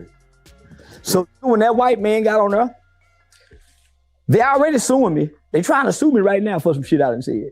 I'm a media guy with media credentials, and I got some factual information about a white woman who was a meth whore that was lying on the Carmelo Anthony family. When I shut her up, the family got peace, but I had to fight with them white people, on TikTok, Twitter, because they were releasing this kid's home address. They was lynching this family. And wasn't nobody doing nothing. The Muslim, the RBG, this family had to move 7 times. The black judge that lowered the bond, don't nobody know where she is. She's in hiding. They threatened her. She got to have private people in her life now. So this had got real racist for that family, while black people was mad at me for what I said about Lil Ronnie and Chink, because it happened the same day. Wow. That happened on the same day? That's why I said, the baby, y'all don't care about that other kid that died to track me. Okay, wow. That's why I say he got his baby killed. But hey, y'all, another kid. And so I thought, look at that GoFundMe. We over here, nigga, we don't raise down to 300. That would make me go 8 to do that. Because they were mad at me about me what got his baby killed. But what about when they didn't know it was a black kid to kill a white kid? We need a racist narrative like the media give us for us to be concerned. Until we found out it wasn't racist, we ignored it. Soon as we could champion races, we jumped on Black on black don't matter. Nah. But you go check out all the history. I talked about it that day. Y'all don't go right now, kid. Because some kids just died at the track meet. I was making a comparison. It makes sense. So let me say this. Homie, when I look at Jeff Metcalf, I see the anger, but I also see the hurt too. I see the bitterness. I see a little shame because he created a bully and made him angry and violent because he was an angry, violent little man. So I see he kind of blames himself. I see it. I will be less than the father than the man. To attack a man who buried his son. So what I did, I attacked the killer's daddy.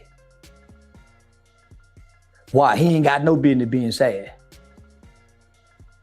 He did what you want your boy to do, even with the consequences. Because imagine had they thrown him down on the ground, kicked him. He has epilepsy, struggled from seizures. He had a seizure as soon as he got in there. So imagine had that happen. So I'd much rather my boy be on the cold bunk than the cold ground. So let me ask you this. So he gets sentenced to 30, what was it, 30? 35. 35 years. Which is a normal sentence for kids. You go live. His dad comes out. Well, his dad has a video that goes live, says watermelon felon. You make Watermelon Felon. I thought it was clever. Yeah.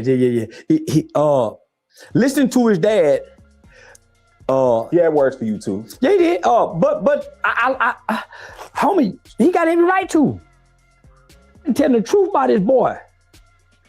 I ain't been sued by what I done said about his son. Ain't nobody came after me about what I said. They were on steroids, they beat up people. Ain't nobody said that. They mad about the meth whore. And she just got invited to Mar-a-Lago. But the Watermelon Felon shirt was ingenious. Did people buy these? Over 300 shirts been sold. Wow. At $40, $39 piece. White people buying them. Utah, Montana, Des Moines, Boston, where they want to say. So they let the shirt say. And it's a clever statement, Watermelon Felon. That's the new word. So I said, that's the cleverest motherfucking shit in the world, Watermelon Felon. I don't want to cut you off because I don't want to get too off topic. Let me just finish it. Right. So I called my manufacturer, CEO Hockley, say, man, print me up some Watermelon Felon shirt. He said, send me a picture. I said, man, I ain't got time. So AI gave him that picture. AI has a Watermelon Felon head that's associated with Carmelo since then. So I called my lawyer and said, hey, I want to trademark Watermelon Felon. Somebody had already beat me to it by the time I said it because I said publicly I want to do it. So I'm selling these shirts. And all shirt proceeds, whether he get out in 5 or 10 years, every year that money going to him.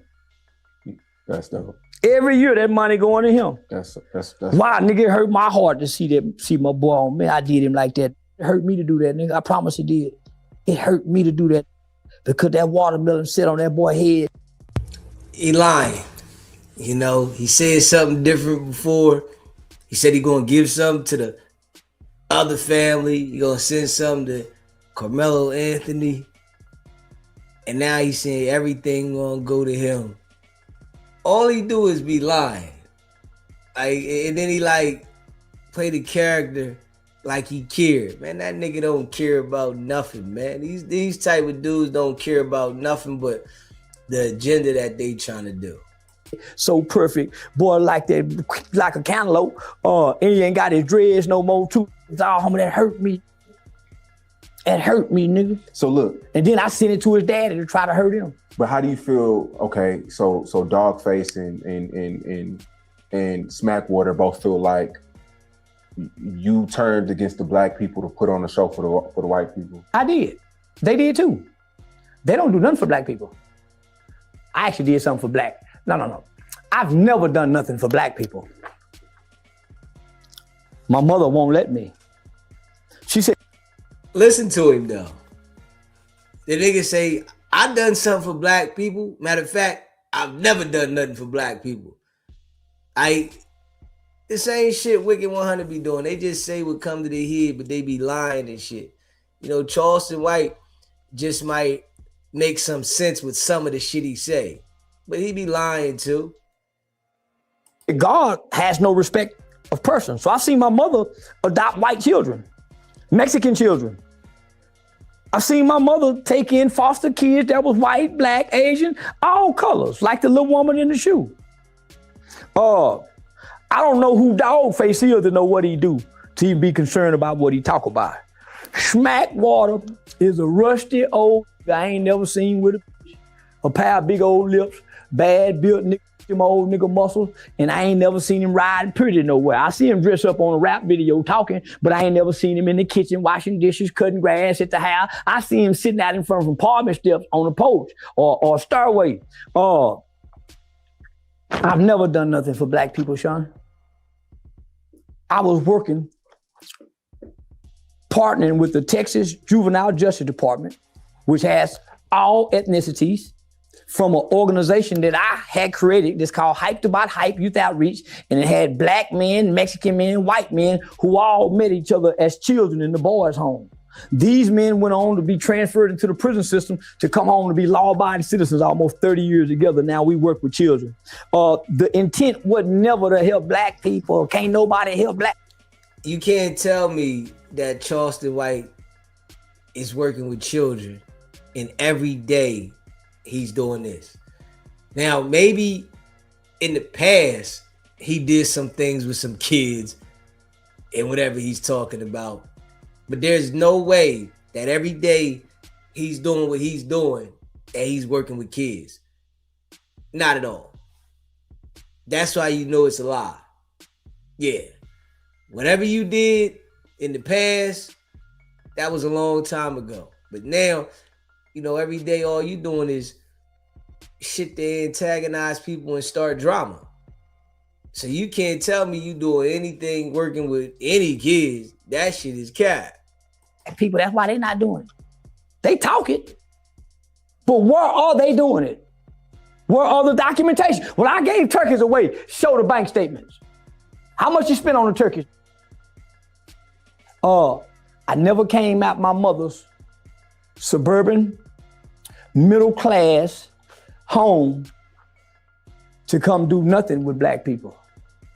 I don't even like black people, nigga. Black people don't like black people. Man, you ever seen it come around your house or pee on side your house 4 5 and have the side of your house smell like piss? Have you ever seen niggas throw their guts and they sick off woods everywhere and have a whole, don't like. So, they all right. White people buy tickets. Boy, when Lil Wayne them be performing and nigga Lil Baby them white people buy tickets. Them streaming white boy, they buy tickets. So yes, I did do that. They trying to perform for niggas. They on all the nigga channels doing what? Talking. What I'm doing? Talking. So what are we doing different? I just quit working in the community. Now I just get the money away. See, I got plenty of money now. I just get the money away. Ask them I just get the money away. Yeah, so now I never came to help. I never wanted to help just black people. That's why I went and joined the Tarrant County GOP Republican Party when I could have been over there with them Democrats. I wanted to go across the railroad tracks like that little boy Martin Luther King and see if he can hold hands with white people. I'm Dr. King in mind and spirit. Nigga, I want to hold hands with them people. I want to go over there and play their Nintendo. I want to ride in the bus with them. I want to go over to some of their resorts. See that car that white man give me? I met his mama, and he tried to get me to say, man, he wanted me to act like the fuck his mama. I couldn't do it. That's his mama. So now, nigga, when they see now I'm a mountable, respectable guy. Smackwater tried to talk me from doing my first Vlad TV interview. My Gooch, LA Gooch, man, former pimp nigga. He put me and Smack together. Smack seemed angry, disgruntled, bitter, upset, constipated, aggravated and frustrated. Boy seemed constipated. Never looked like he got new clothes. I don't never heard him talk about he buying land. I ain't never seen him in a pretty car. I ain't never seen him going to go get his kids, do nothing. He in front of that camera talking like he know me. Dog face is a federal snitch with paperwork on him. I don't know who he is. I just got his paperwork I won't post. They sent me his paperwork, I won't post it. I ain't into the snitching and posting paperwork shit. I'm not into it. I just know he hit me up and said, let's have a debate.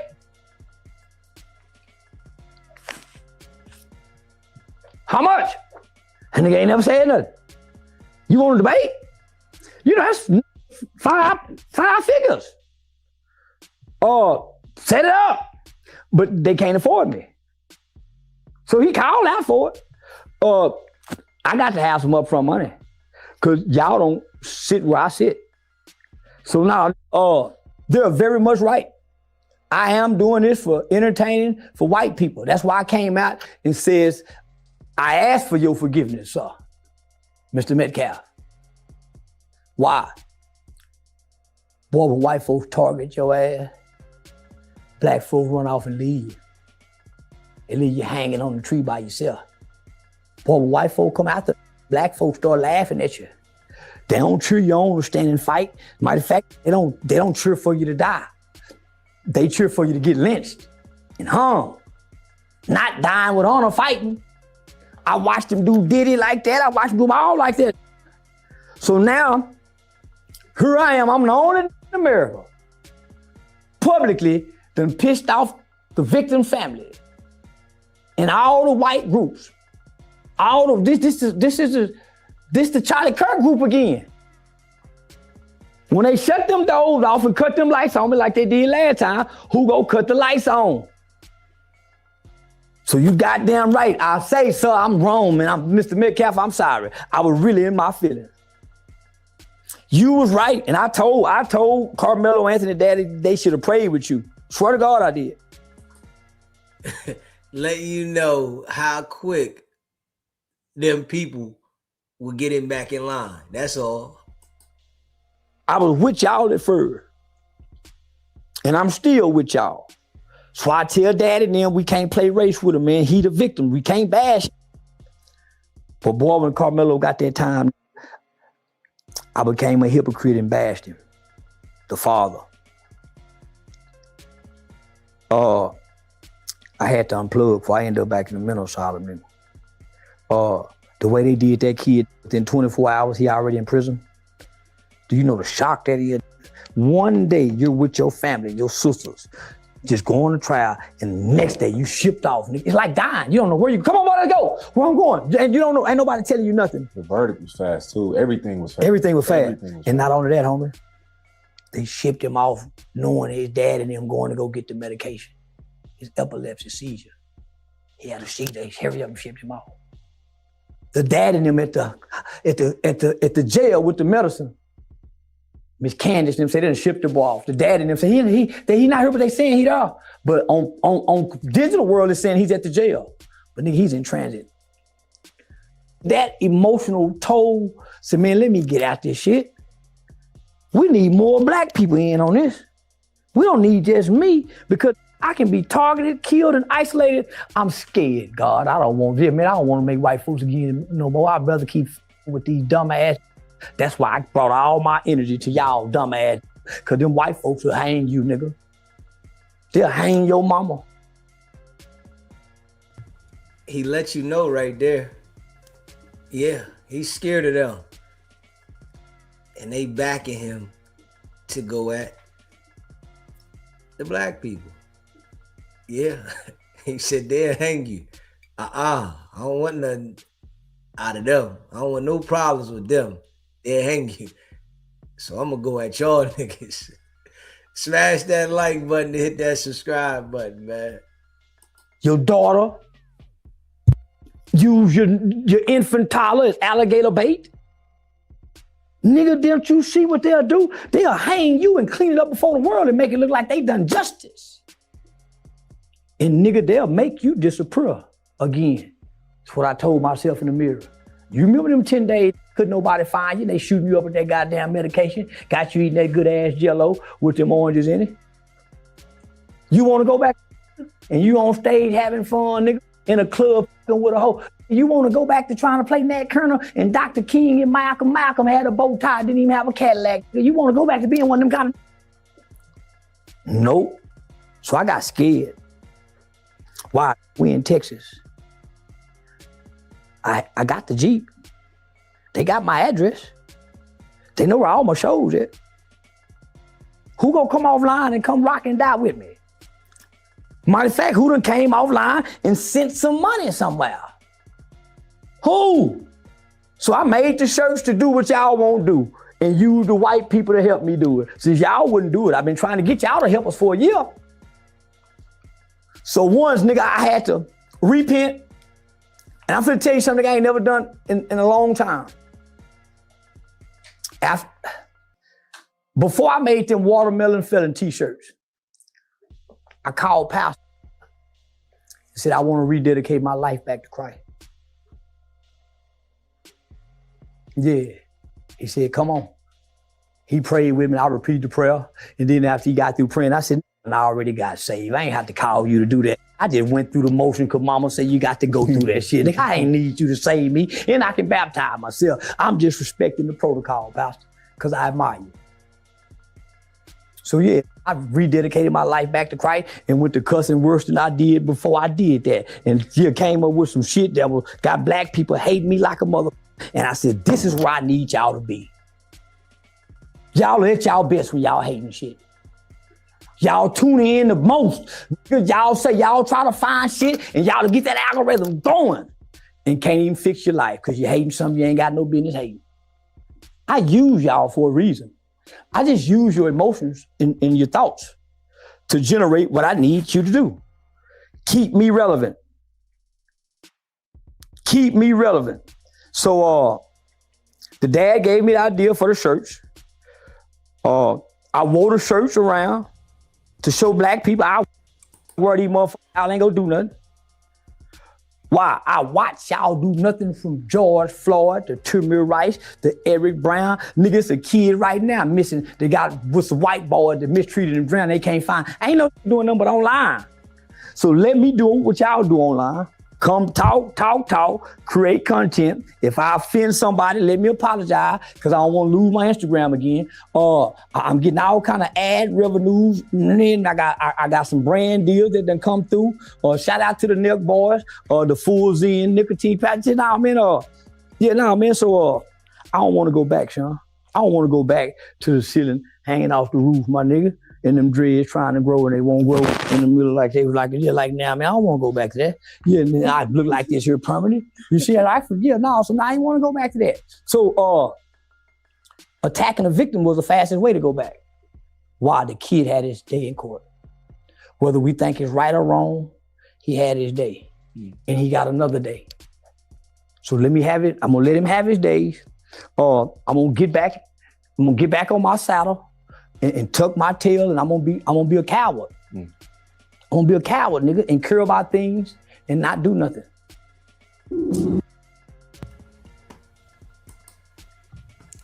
Charleston White definitely is letting everybody know who he is. Just how Wicked100 lets people know who he is, he does the same thing. Yeah, it's the people that look at him as being real. Yeah. Nah. Because he'll let you know for the ones that catch it, but then it's the people that's hearing him when he's saying some shit that might sound right, that think he real, but don't pay attention to this part. It's the part you gotta catch. When he telling you he playing on you. When he telling you how he'll manipulate you. When he telling you that he not gonna go against them, and if he do and they say something, he gonna make sure he apologize. Yeah, he like, hold up, nah, I ain't gonna let them hang me from a tree. I'm gonna go at y'all. So you gotta pay attention to when he's talking about the people that he's targeting, them black folk. Yeah, smash that like button to hit that subscribe button. Yeah, hold up. Homegirl, let me see. Yo, this shit is comical though. This shit is comical. Yeah, smash that like button, hit that subscribe button. It's definitely comical. Let's see what Candace said. Smash that like button. Hit that subscribe button. Hey everybody, let me go and give my public statement in regards to this that happened at the Nickel. First of all, Coy, let me give you my apologies to you and your staff. Because one, I thank y'all for hosting my event and everything. And I apologize for what actually happened with that entire situation. And I just don't like none of it that happened. I don't like that. And then also, I want to say that as with Charleston, I've been knowing Charleston a long time. Charleston was an activist, and me and him been on the front line. We fought in DC as well as with the Texas legislature and things like that. Remember what she just said. He was an activist. Yeah, that's past tense. And Charleston has a real foul mouth, and especially when he offended, he does a lot of real nasty shit. And but what I want to say is that Charleston is his own man. He speak on his own shit. He has his own platform. He doesn't speak for me. Okay? So it's a lot of things that Charleston do that I don't agree with. It's a lot of things that he does say that I'm like, okay, cool. But when that incident happened and all that, and you know, he went through his ranting and raving and stuff like that, that's Charleston's words. Charleston is his own person. So Charleston don't speak for me. However, but I do have an issue, another issue, in regards to somebody saying that I lured Charleston to the nickel so he can get hurt. That is a damn lie. That's a damn lie to come from the pits of hell. Because that ain't what I do. I don't rock like that. I don't get down like that. My thing is dealing with our people and fighting for the people. See what I'm saying? So I don't have issues with Jay Prince them and all that. I don't got no issue with that. The beef that him and Charleston them got, they grown men. They take care of their own shit. I'm not getting in that shit. That's on them. Charleston already got what he about to do, or whatever that they got going on and all of that kind of stuff, or however they doing that, that has nothing to do with me. I do not get involved with none of that stuff. That is men business. They handle that. That's what they do. So whoever said that I try to lure that man, your ass lying. Because I don't get out like that. So I'm going to say this again. Charleston is own man. He speak on what he speak on. I don't got shit to do with that. Jay Prince them, I don't got no issue with Jay Prince them. I don't got no issue with none of them people. But at the end of the day, is that I'm not going to have nobody lying on me. That's what we not going to do. And I'm going to say this one more time. Whatever Charleston say that comes out of his mouth, that is his thinking, not mine. I don't get out like that. Charleston do what he do. Charleston is an internet personality. That's what he does. Charleston is a troll. That's what he does. I don't get involved with that man's shit. Charleston do what he do. And I do what I do. But Charleston can't speak for me, and I can't speak for him. But what I do want to say is that the stuff that he was saying about Jay Prince and his family and all of that kind of stuff, those are not my words. Charleston a grown man. He take care of his own stuff. I don't got nothing to do with that. I don't got nothing to do with him and Jay Prince beef. That's on them. And I'm done talking about this shit. Smash that like button, hit that subscribe button. She don't want nothing to do with what Charleston said about Jay Prince. Yeah, she separating herself from that. Charleston was talking crazy and she got to still be out there in Houston. You know, so she don't want nothing to do with that. She like, hold up, that's him. You know, I guess that's going to make her separate herself from her relationship with him. Because Charleston White going at Jay Prince, but bringing other people in the middle of the shit. And she don't want nothing to do with that. Yeah. This what you got to watch out for, too. With certain people that bring you into their BS. You know, Charleston White don't care. Not one bit. You know what I'm saying? Yeah, he don't care, not at all. Smash that like button and hit that subscribe button. And shout out to all y'all that rock with the channel. Let me see. Shout out to all y'all. Hit the like button and hit that subscribe button. Yeah, shout out to all y'all.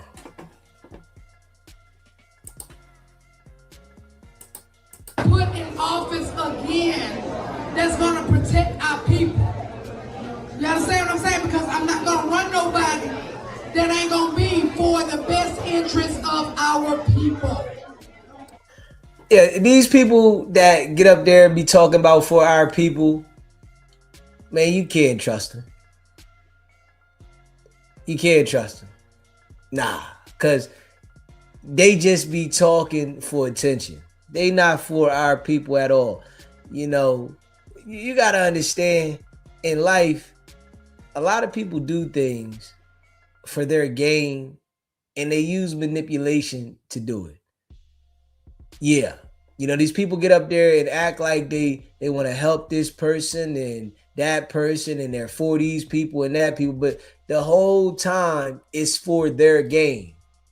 You know, and that's what majority of the things in the world when people are trying to get you to, you know, go with their movement in certain things. It's for their gain. So she's out there talking about, yeah, she's gonna do this for our people.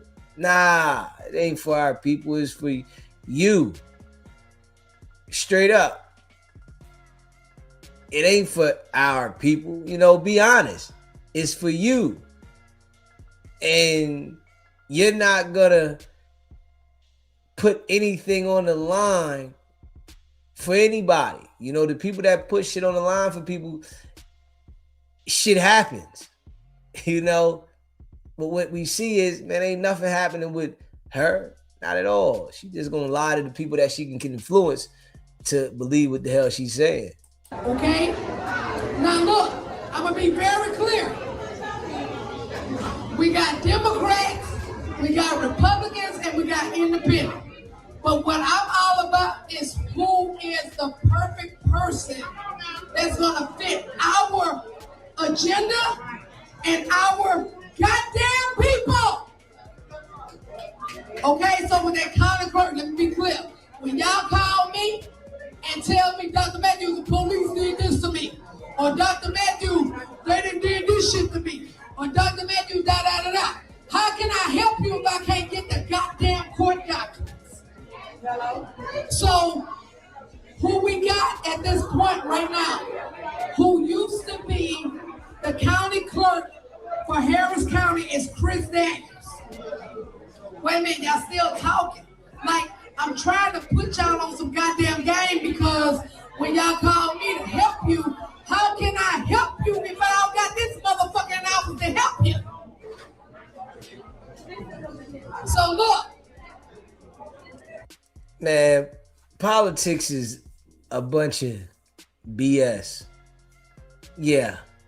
This shit is about ego. Yeah, it's a race to who can do what they want to do. Who got the position to give orders and authority. This shit's about ego, man. Yeah, man. This shit is wild. And it's a whole bunch of manipulation for the ego. That's it. You know, these people don't care about shit. They don't care about nothing at all. You get up there, when they go to sleep at night, they don't care about shit. They thinking, what are they gonna get up there and say to the people to manipulate and influence them to get them to feel them? And they wake up every day doing this kind of shit. They don't care. Hold up, man. I'm trying to tell you, people in position are some of the most shiestiest, grimiest people. Yeah, and that's how they get in position, by being shiesty and grimy. You know, they gotta backstab and do certain things to get there. Straight up, smash that like button and hit that subscribe button. When it comes to dealing with cases, let's say you got the police that messed over. Let's say you got child support case that messed over. Let's say you got a misdemeanor case that messed over. How can me and my team help you if I can't get the goddamn shit? I'm not able to get it unless we got a county clerk that's in place to give me what I need. Man, I see what's going on here. I see what's going on. I'm going to just keep it a buck. This here is for them to get other people in position in certain places. And we all know if certain people are in certain positions, they can't do certain things outside of their job position that other people wouldn't do, because if they do it, they gonna get in trouble. They be indicted for some shit. So they push and lie to the people and say, well, we need somebody here to be able to do this, and they trying to get their homie in position, their homegirl, homeboy, somebody that they rock with, in order to get them in position. They come to the people and say, all right, we need to get this done. We need to make this happen, and we need it for our people. So they get you out here and get you, campaigning to put certain people in position for their benefit. It has nothing to do with you. Straight up. It has nothing to do with you, or how you gonna help somebody with their case. How you gonna help somebody with their child support? You know what I'm saying? How are you gonna help somebody with the things that's already designed the way that they're designed? You can't do shit about it. You know what I'm saying? You can't do nothing about nobody's child support. Fuck you do.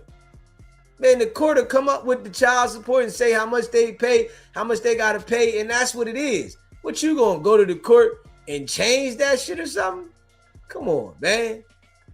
Like, these people just be saying anything, and it's majority of the world that don't understand it, that fall for this manipulation shit. Smash that like button, hit that subscribe button. It's like the world is selling hope. And whoever can sell hope the best and can convince you to invest in this hope, then they are the ones that's getting the most benefits. You know what I'm saying? It's a lot of places, are selling hope every single day. They ain't speaking real shit. They just trying to sell you the hope. And you hoping certain things go this way and that way. And when they don't, you done already invested into the shit, and the hope never went that way. It's a lot of hope being sold, man. So, Chris Daniels, where you at? Come here, Chris. Come here, Chris. So, look here. This is what I got right now. Everybody, y'all need to listen. I don't need folk in this position. This position is a very critical position. I don't need people in this position that's not going to be for the best interest of us. Do you hear me? When I have to turn around, y'all come to me and tell me that this happened to you, this happened, da-da-da-da-da. I got to be able to pull the court documents. How can I pull the court documents if I don't have a county clerk who gonna give it to me? Do y'all hear what I'm saying? I can't do it without this guy.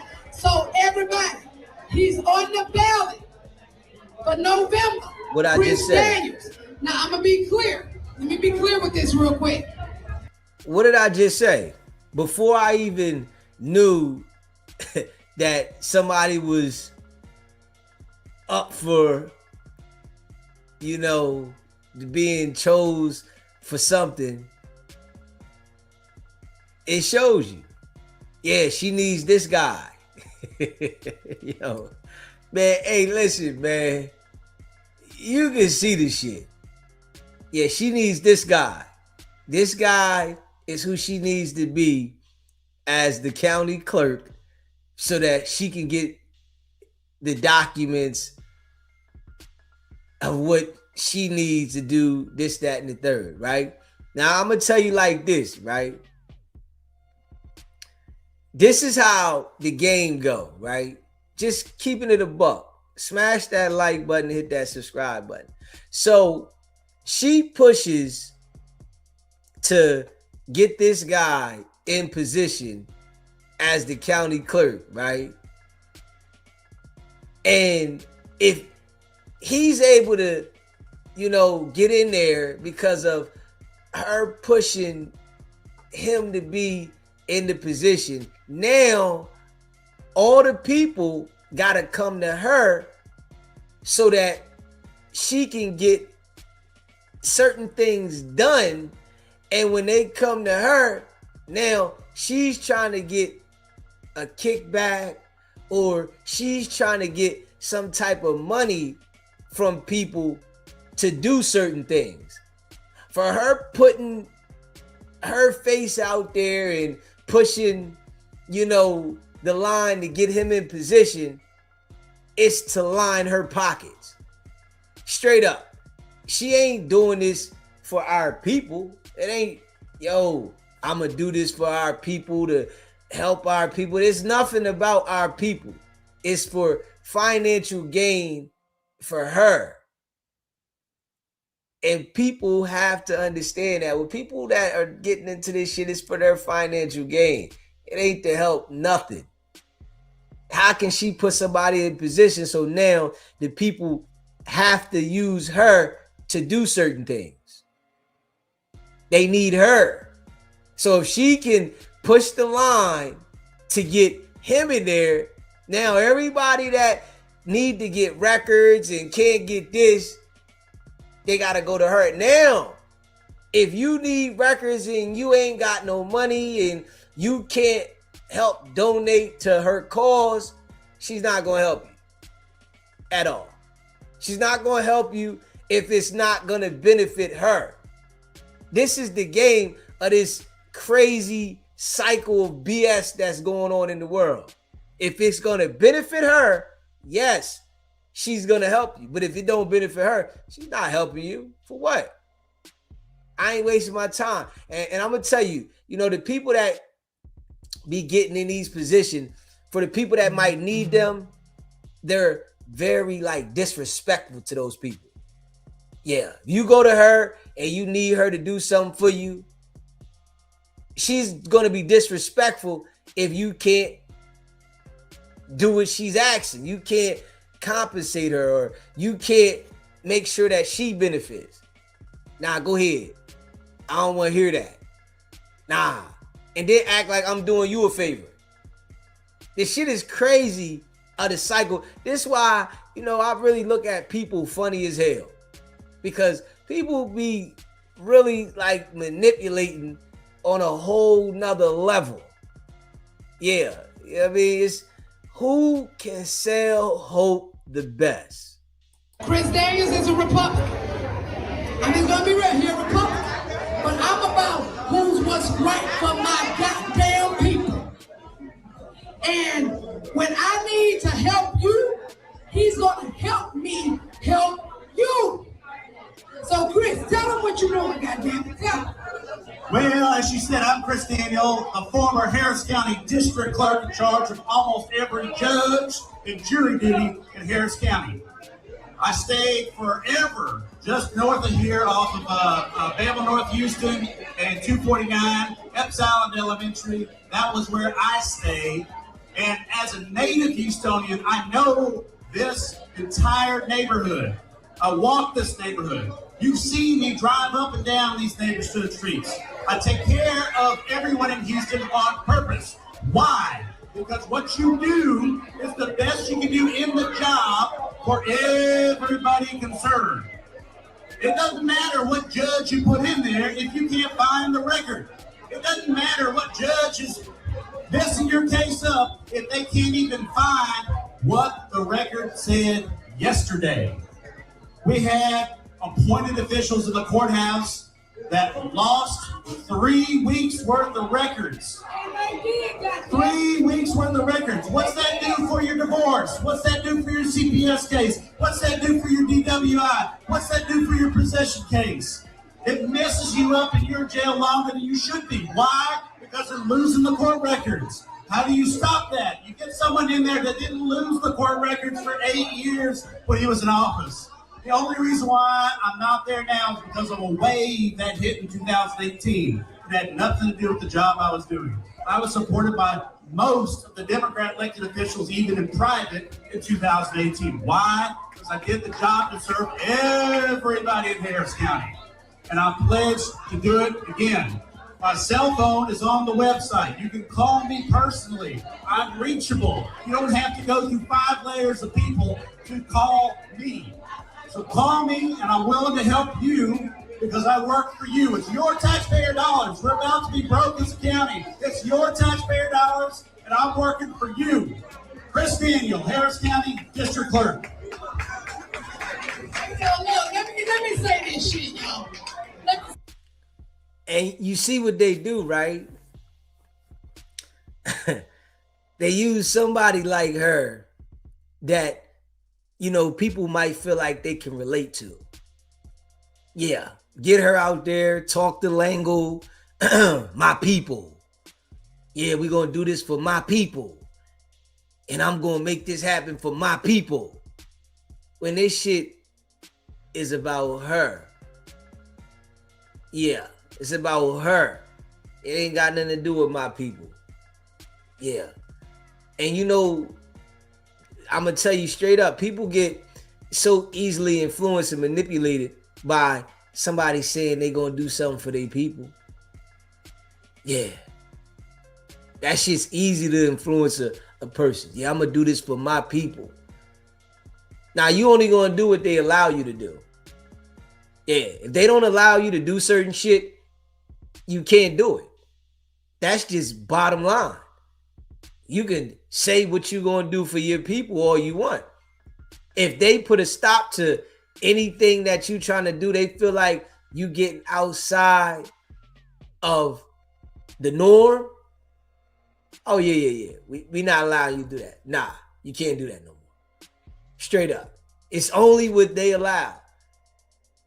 But then, you know, she trying to sell whatever she trying to sell to get people in position. So she going to say whatever she need to say. But is it actually going to go that way? No, not at all. Say this. Chris Days ain't paid me shit. Because you got to start paying me $20K on top. Chris Days ain't paid me a motherfucking thing. But my thing is this. In order for us to help you, we got to have somebody that's locked in, that's going to help our people regardless of what party you with. You understand what I'm saying? We don't need nobody hiding shit. We don't need nobody that's going to turn around and be like, oh, I don't know where it's at. We don't need none of that. We need somebody that's going to be, when you call me, I can go get that shit.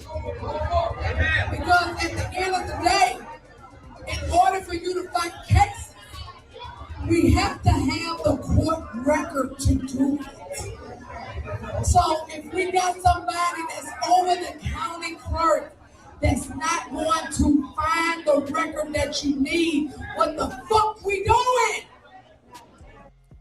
She's supposed to be a doctor, not a lawyer.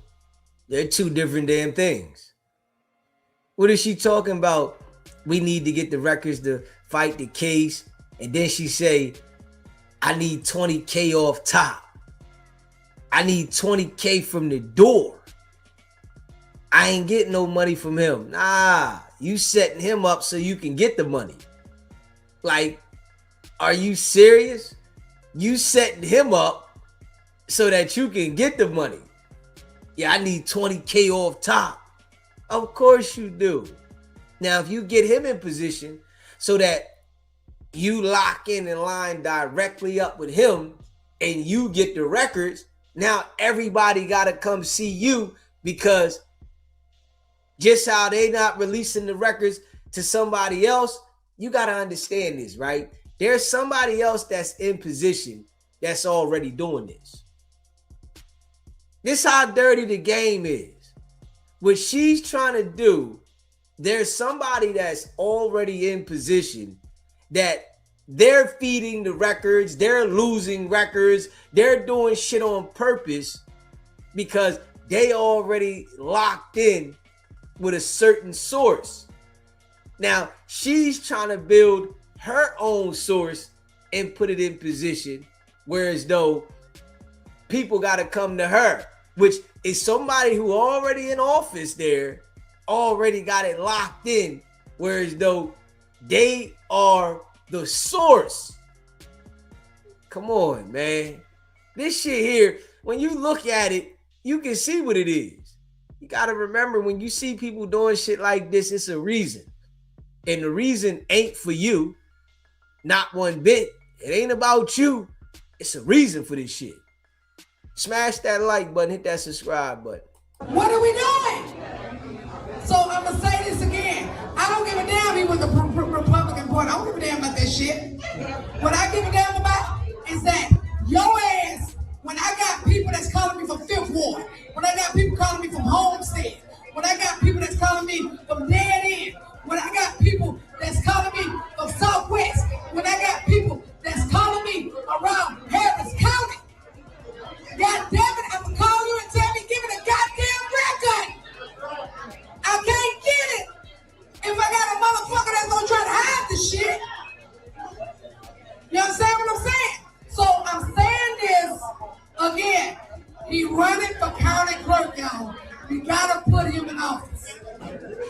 Period. I'm voting for Chris Daniel, goddamn. Even though I'm a goddamn Republican, because guess what? Anything I needed from Chris, I was able to get it when he was in office. And I'm a whole goddamn Democrat. Because guess what? He not bought. He's not one of the motherfuckers that's in the establishment. He's about what's right and what's wrong, and that's what is important. It's about what's right and what's wrong. It is crazy, though, that the world has been sold this same system over and over for years. For years, decades. This shit has been sold to the people over and over and over and over and over again. Every time people need to be elected, put in office, it's the same system, and majority of the world don't understand it. The same exact system sold over and over and over and over and over. This shit is only to position the people that are getting in position. This ain't about you. This ain't about nothing to help you. It's not about helping you. It's about to position them. You know, them people that get in, you know, this field, it's all about positioning them. It ain't about you. But they got to sell it to you so that they can get in position, because you are the one that puts them in position. So they sell it to you to hope to put them in position. Yeah. Them getting the records, oh, we can get your records and we can do this, and you ain't helping nobody that the system don't want to be helped. If they say, nah, that person there don't get no help, they gotta, oh, we can't find your file. You know what I'm saying? Yo, we don't know where it's at. If they come through this case right here, don't worry about this one. Straight up. This case right here, you don't worry about this. Don't focus on this. This case right here, we don't know where it went. They'll literally take the case, disappear the case, or do whatever that they want to do, and then tell you, you don't worry about this. Now, she says she want to be able to get the case. She got to tell, well, I can't find that one. Well, that's what you say you in there for, right? Nah, I can't find this one. Yeah, you know, I'm usually able to find it. No, she done got the memo. You got to leave this one alone. Back off. I'm telling you, this shit's all designed crazy as hell, man. Yeah, it's all manipulation, lies, man. Yeah, all manipulation and lies.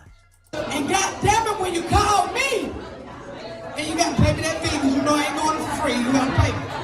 But when you call me, and then I get over here, I'm like, hey, man, this is the case number. I need this. I need every dirt on this bitch. In order for me to get it, I got to have somebody that's over the goddamn record to get it goddamn done. How fast you get it? You understand? And guess what? Who gonna get it? Me. Pay attention to this too. She thinks because she uses the disrespectful lingo to black people, that's gonna be relatable. This how they handle us. You hear me? This how they handle black people. They think that if we use foul language, disrespect, that they're gonna relate to that and they're gonna gravitate to it and understand it. We're not gonna understand if you talk proper, if you have respect. We only understand if you disrespectful. So in order to get her message across to the people, she has to be disrespectful to feel relatable. This is what the hell we gravitate to. This is why they all do this shit. And the shit be, right there for us to see it, and they do it directly in our face. But people still be lost. Smash that like button, hit that subscribe button. George, come here. Cause you a goddamn Republican, I'm a Democrat. Yeah, I'm a Republican. Yeah. Hey, this damn goddamn Charleston ain't a goddamn Republican. Look, I've been knowing this motherfucker for years. And me and him been going at it. But guess what? We found a common ground. Like, on some real stuff though. When you look at this right here, right? In this whole thing that she been doing up there, right? While she's talking to the black people, it's F this, F that, it's cuss this, cuss that, right? But soon as she referred to the guy Chris, she was speaking with respect. You see that, right? Soon as she started talking to the guy Chris, that she wants to be the clerk, that cussing and disrespect channeled in a different direction. It was all respect. Yeah, we need him in there. Then went directly back to the people. Yeah, F this, F that. Yeah, I need 20K for this, that. Straight up. You gotta pay attention to this shit. This why they able to do this shit, because people don't pay attention to this point right here. These people can't be trusted, man. Yeah, I don't trust her. I don't trust Charleston White. I'm not trusting no nigga that I see on the internet bugging and disrespecting everything to give me advice and guidance about some shit in the political field. I know it got to be funny. Something gotta be funny here. Y'all got Charleston White up here talking. This shit can't be right. It gotta be some foo-fafi shit in here. If y'all got him up here, and then I'm listening to what y'all said. Smash that like button and hit that subscribe button. Shout out to all y'all that rock with the channel. Because we're about what's right and what's wrong. Like, when that shit happened to Carmelo Anthony, Charleston got on that goddamn phone and called me and say, hey, sis, I need you to go down there to McKinney, Texas. And then look, and the county clerk, like, when he running for, released all the public information. Okay? So, what I'm saying to y'all, regardless if he's public or not, bitch, you black first. So when he called me and say, hey sis, I need you to go down there, I need you to expose these bitches, that's what the fuck I did, and I did it in one fucking day. And look, I gave his ass the fucking leverage with them motherfuckers, because they turned around, they was like, hey, can you call her off of us? Please, call her off of us. And all that. I told you, fuck them bitches.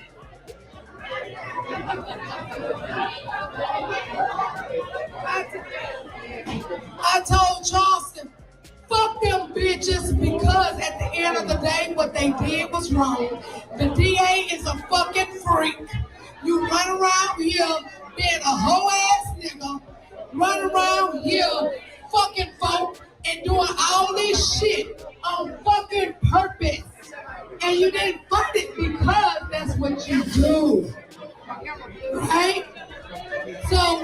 when Charleston called me, y'all, no, I'm be real. Listen, y'all, listen. I need everybody listen. Hold on. So when Charleston called me, he said, "Hey, sis, I need you to go to McKinney."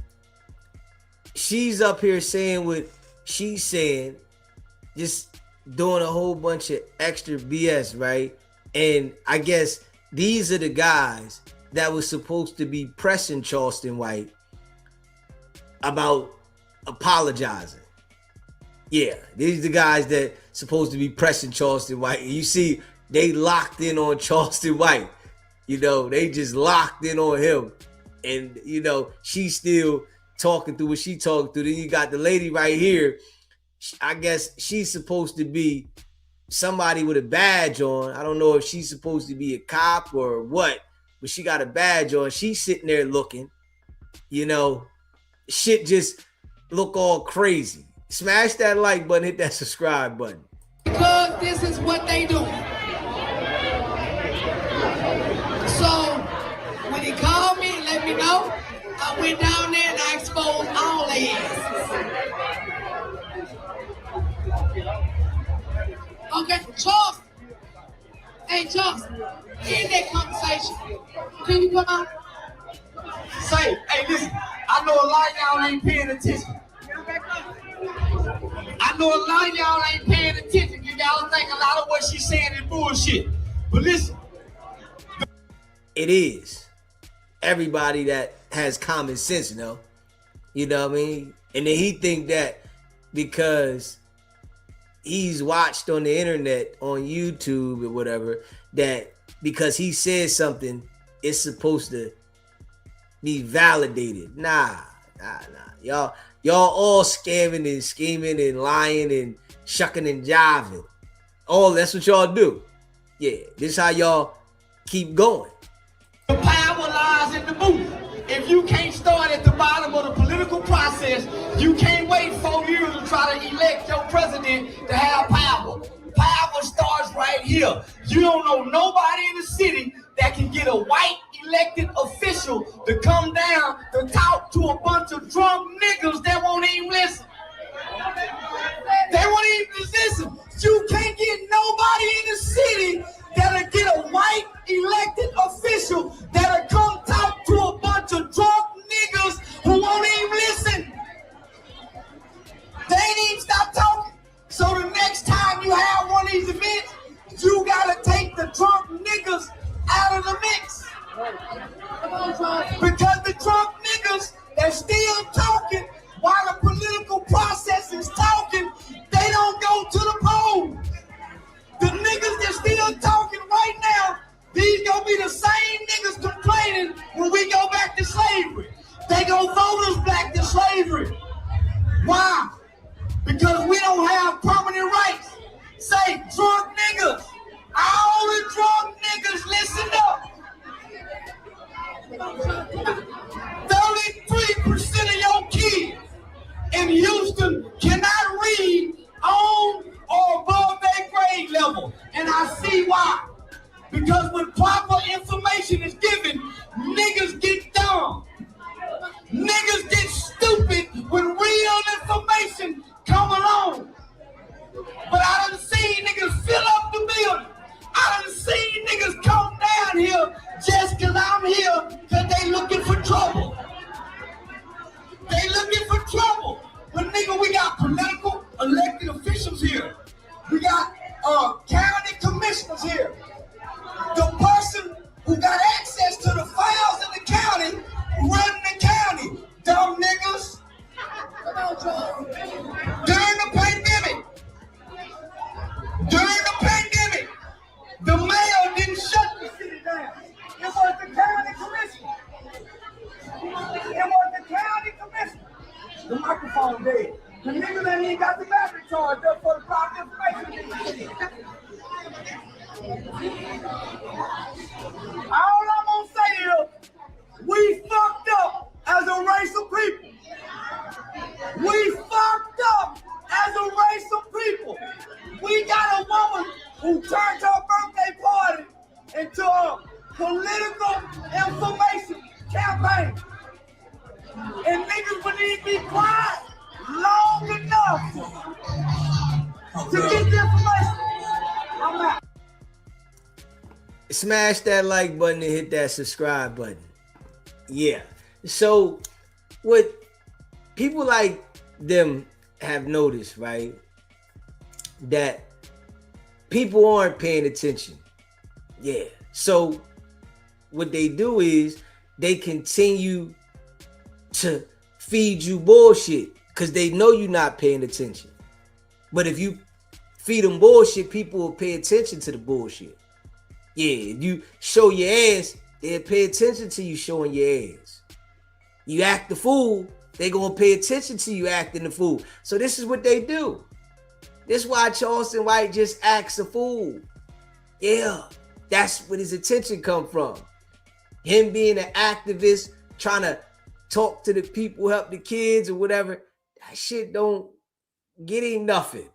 Him acting the fool, disrespecting people all day, it get him the attention. It get him the money. They pay for this shit. You hear me? Those other people will fund that. Yeah, keep them dumb. Go ahead, man. We appreciate you. Continue to keep them dumb. And niggas, they don't understand it. Niggas don't understand that. You can't get a nigga to understand why these people do what they do to keep you slow. They say, man, shit, I'm entertained though. Yeah, fuck it. Hey, it was funny. You don't understand. They're keeping you slow. They making sure that you don't understand. Nobody understands that the guy is there with these black people, the only white guy there, because he's gonna get in with the person that's gonna manipulate the black people to put him there. And then, the black people will think like, oh man, this guy's cool, and yeah, he showed up, he came, and he's for us, and the whole time they have an agenda. He's telling her, you get me in there, I'ma look out for you. She like, all right, you come to the event and I'ma push you to the people so everybody can see you, and then they rock with me so I can convince them to rock with you. Yeah, you see, this is the only white guy that came and he showed up and da-da-da-da-da-da. Man, that dude don't care. He trying to find his way to manipulate his way in. It's how can he get in position? So if he knows that she has the influence of these people, he's going to get with her so she can influence, and all he got to do is sit back and go, yeah, she's right. Yeah, she's right. Oh yeah, got to listen to her. She's going to tell you guys she's the one. Damn right. She is the one. You want to follow what she's saying. She get it done. If you need any records, she'll be able to get it. Yeah, when I get in there, I'm going to make sure that she's able to get all the records that you need. Now, when he get in there, her price go up. Everything go up. Everything change. You know what I'm saying? She's not accessible no more. You hear me? The way that she's accessible, nah, she ain't accessible how she used to be. She hard to get in contact with now. Now you like, damn, I seen you at the rally. You was right there and everybody could, now talk to my assistant. Yeah. You called the assistant several times. Nobody called back. You like, yo, she busy right now. Yeah, she'll get with you. Yeah, we got your message. We're going to take a look at it. She busy right now. Now your court date then came up and went, and you couldn't get in contact with her. I'm telling you, man, this shit is all straight foo-fafi. Yeah, when you dealing with people that's trying to act like they gonna do shit for you and they gonna be the outlet to change some shit, that shit don't never be true. It's too many people in the world for you to be an outlet to change everything for everybody. But if you can sell it to majority of the people to get them to agree with you, then you get your mission. You complete your mission. It's too many people. You can't satisfy all these people with child support, court cases, and it's too many. You don't have, the ability to do it, but they got the ability to sell you this shit to make you think that that's what they gonna do. Yeah, that shit be wild, man. Smash that like button and hit that subscribe button, man. Real shit. Yeah, real shit. Yeah. I'm trying to tell you, boy. Yeah, it's why I don't trust nobody. I ain't gonna lie. I got trust issues. Because it's all manipulation. You know what I mean? I'm cool with being by my damn self. You know what I mean? Because all these people is just doing manipulation and foo-fafi tactics for whatever reason they doing it. They don't care. Hell no. Motherfucker don't care. She up there, oh yeah, and I'm going to do this. You ain't doing nothing, man. Stop that, man. You know what I mean? If you can get the people's attention a certain way, by being a certain way, and then, you got these people that literally, act like these people are going to help you. And they not helping you. Like, hold up. They not helping you. They playing on you. Yeah. Then when they play on you, they get you out there and now you campaigning for them.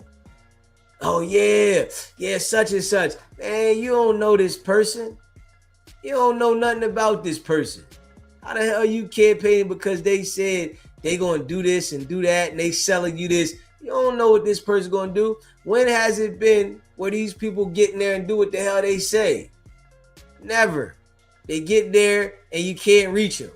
All the damn presidents tell you they going to do this, that, this, that, and they do whatever the hell they want to do. Who can sell hope the best? What is needed? People are selling what is needed in hope. Oh, you need this? Yeah, I'm going to do this. I'm going to take care of this. Make sure you get this right. We'll have all of this over here. This will change. We'll restructure this. We'll do this. And then they can be like, yeah, okay. That sounds good.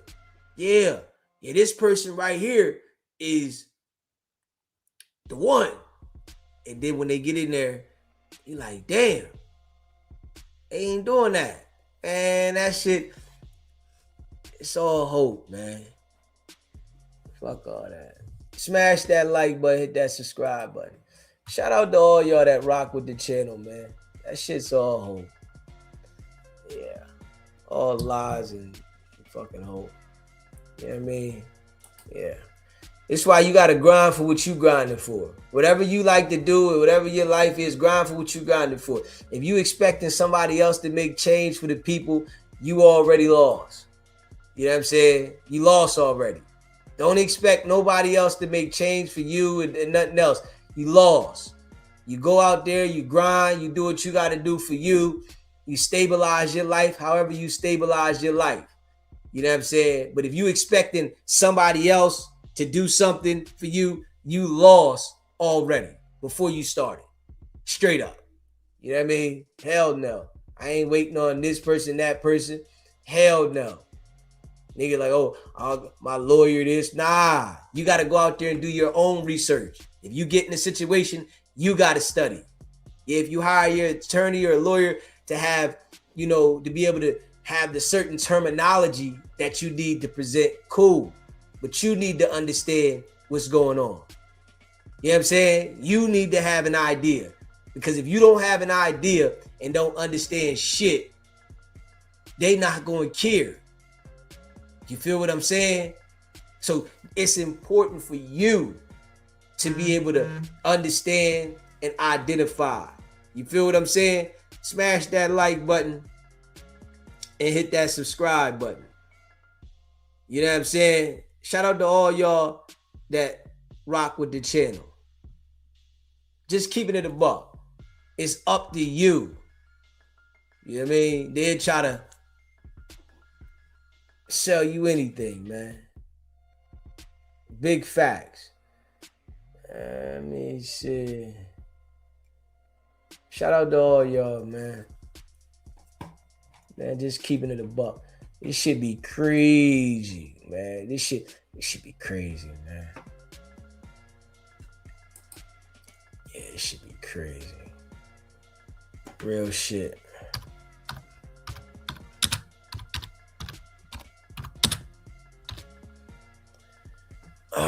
Yeah.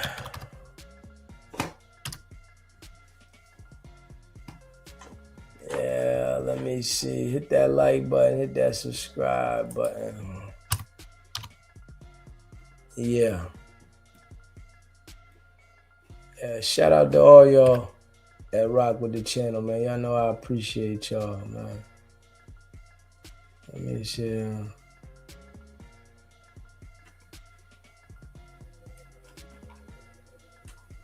Let me see.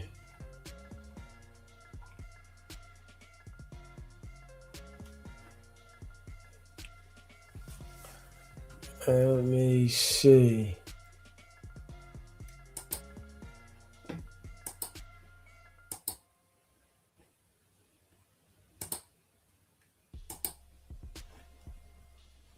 All right, hold up.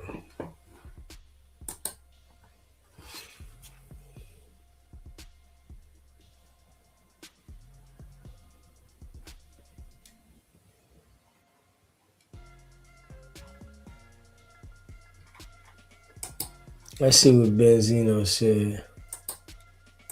Let me see. I did see this earlier. Yes, I did. Yes, I did. Let me see. I did see this earlier. Benzino.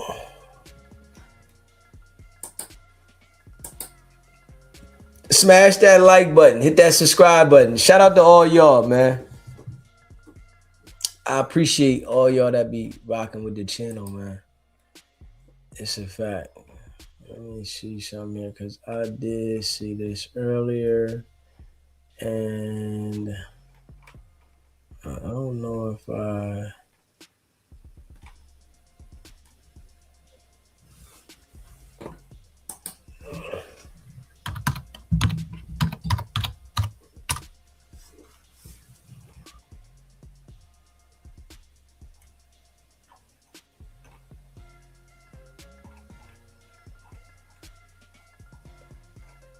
Trying to see, did I see that on?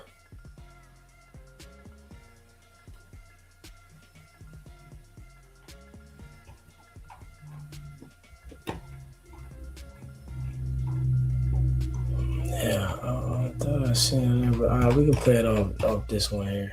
But I tried to see it where it was at.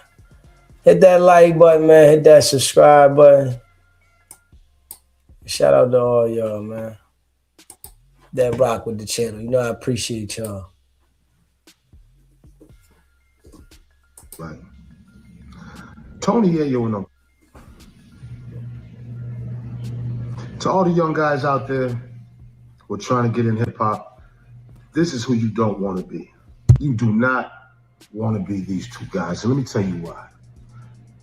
At 50 years old, to be backing up a rapper, not one, but two backing up one rapper, got to be the biggest failure ever in hip hop. Like, how can you come home flying on these jets into all these exotic places to come home and say, I just got finished backing up with my man, 50. Like, how can you sit there and brag about that shit? Now, don't get me wrong. Like, it's different with, say, Spliff Star and Busta. Spliff Star's a part of the show, a part of the success. He makes the show better with him there. as far as backing up Buster. But these two bozos, absolutely not. I watched where 50 was doing a show at a college, and he had a football jersey on with the number on it. And then these two guys got a football jersey wearing the same number. And I'm saying to myself, is this some Diana Ross in the Supreme shit? Like what type of backup singer, dancer shit is this? These niggas are supposed to be so gangster and so rich and supposed to be so this and that, but these niggas wear the same outfits backing up 50 Cent at his shows. Now, I'm gonna tell you, 50's fans, super loyal. Y'all riding 50 fans, glazing 50 fans, y'all stands, super loyal, because this guy tells y'all anything, 50. Now, I remember on a bunch of podcasts, there was a podcast I did down here with Ferrari and his man, and they just was like, I told him, I said, that Shreveport deal was cap. I knew it. I said, that was all cap. That was just to get people to clicks and comments. You know, when you announce something and your fan base goes crazy, that was cap. I've been said that. That shit ain't happening. It never was and it never will. Cap. The big G unit, the big drawing or the AI rendition of the big G unit building, cap. But see, y'all ain't saying shit now. All you G unit fans and stands, y'all ain't saying nothing now. Because he doesn't get held responsible for all the cap, all the lies that he do. He has no problem with disrespecting the Jay-Z's and the Diddy's, but both of them still got motion. Diddy got more motion than you in jail. Pretty soon you're gonna start seeing the 50 Cent shit docking real soon. He's not making too much money anywhere else. No. He didn't own those. The Powers, the Stars, the BMF stories, he didn't own those. He didn't own that. Where's all the big movies and that Branson cognac shit? I ain't never seen nobody drink that shit ever in no club anywhere on earth. The Lychee Midori, I don't even know if that's the way you pronounce it. He's been hashtagging that shit for 100 years, and that shit ain't went nowhere.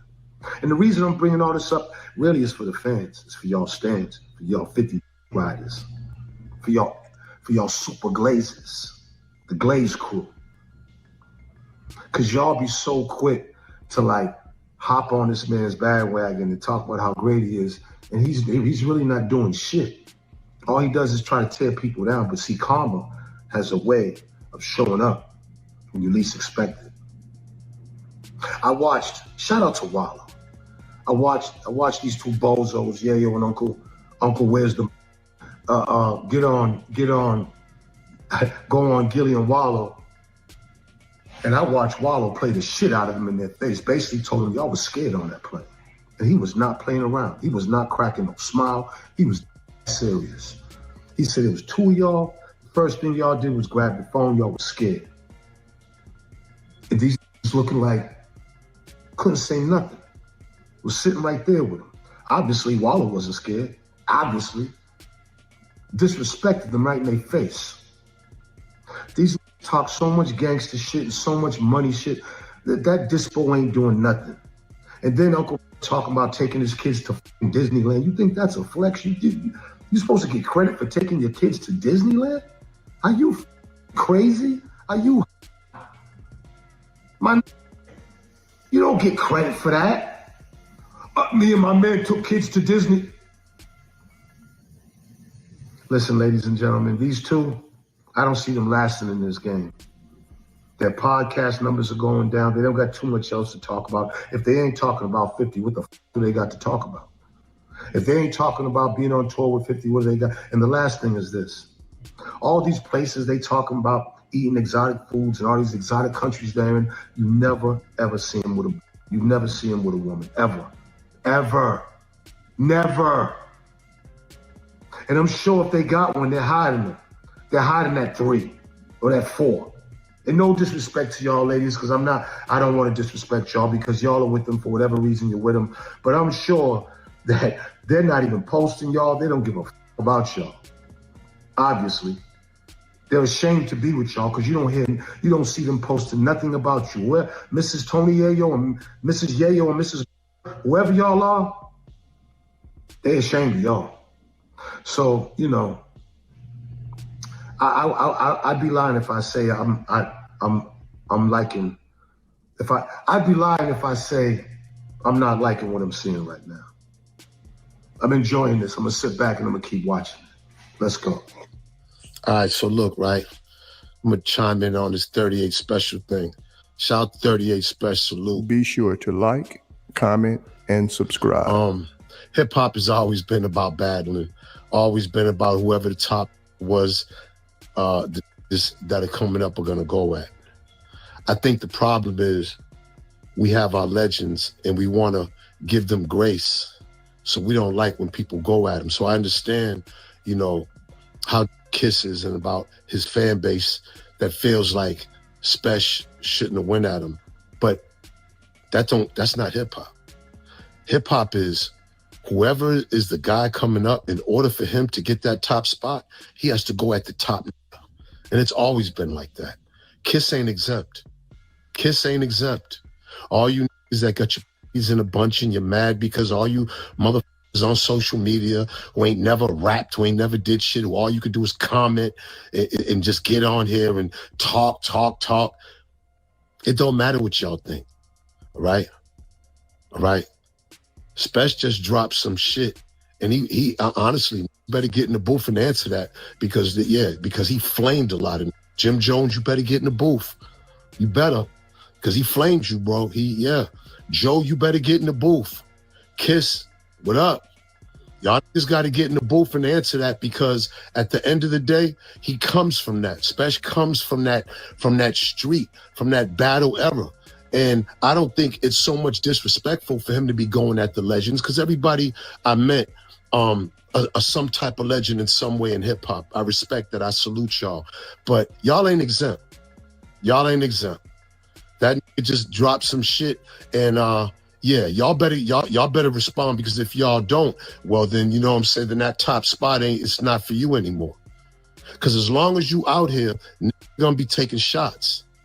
All right, the audience, fans, it don't matter what y'all say. It means nothing. Because at the end of the day, hip hop is about getting in that booth and responding. I don't give a who you are. Nobody's exempt. Right? I better get in the booth, because that shit was trust. Smash that like button, hit that subscribe button. You know, Benzino hates Yayo and Uncle Murder. He hates them. Yeah, he hates them. They done said shit slick about him. But, you know, they do like ride on 50's coattail extra hard though. I gotta be real. You know, even though Benzino sound like a hater, you know, they do ride on 50 shit. Like, it's like they don't have like their own identity. Just being real. You know what I mean? When you think about them two, you think about 50. You know what I'm saying? Whereas though, I would want to have my own identity. Yeah, you can be my mans and shit like that. I fuck with you. All good, right? But I still want to have my own identity. I want you to look at me as me. You know what I'm saying? Not when you look at me, you look at 50. You know what I'm saying? That's just like, you know, when you look at Ray J, you look at Brandy's little brother. Like, I want to have my own identity. I don't want to be up under, you know, another person's identity, whereas though, you know, like I look up to this person. And, you know, we see Yayo and they look up to, you know, 50. We know that for a fact. Yeah, smash that like button and hit that subscribe button. Shout out to all y'all that rock with the channel. Let me see here. Hold up. Yeah, let me see here.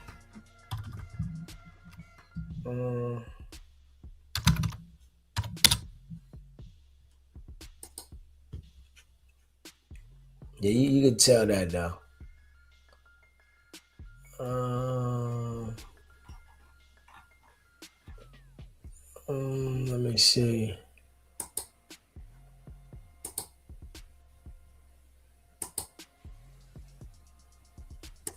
Smash that like button, hit that subscribe button. Shout out to all y'all that rock with the channel.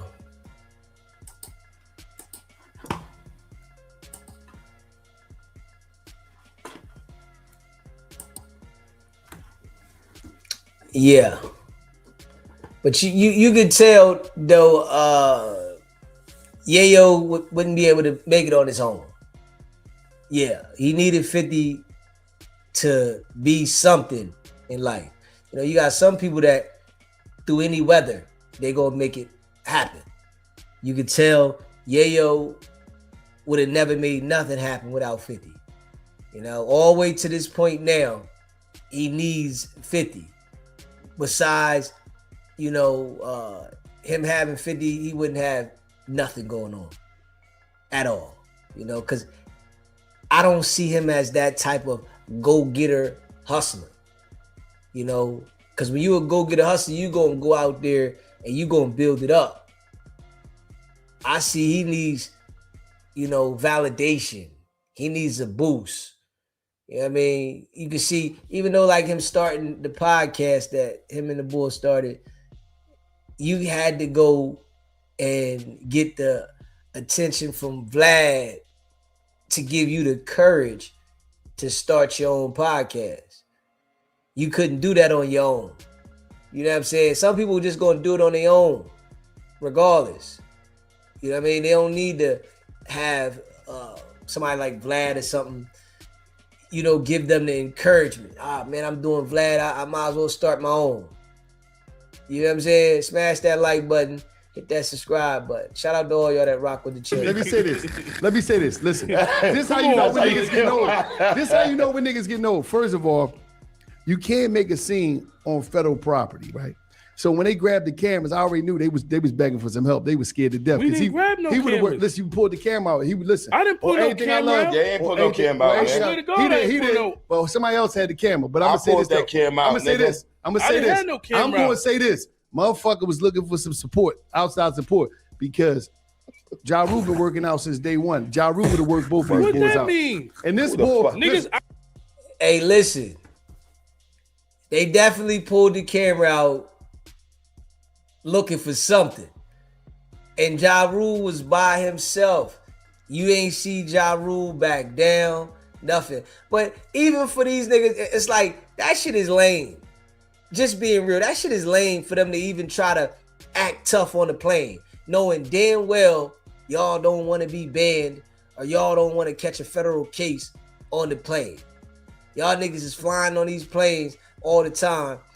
And that shit there, you know, that shit's weird. You know you don't want to catch a case on the damn plane. You need the plane.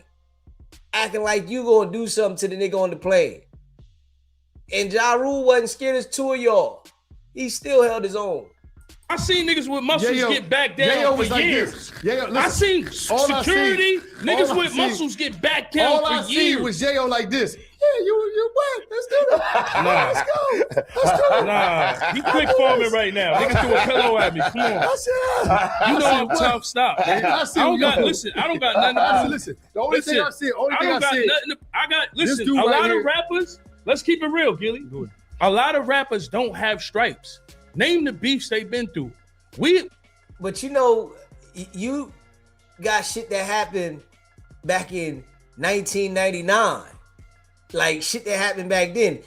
All you doing is smoking bud all day. You ain't exercising.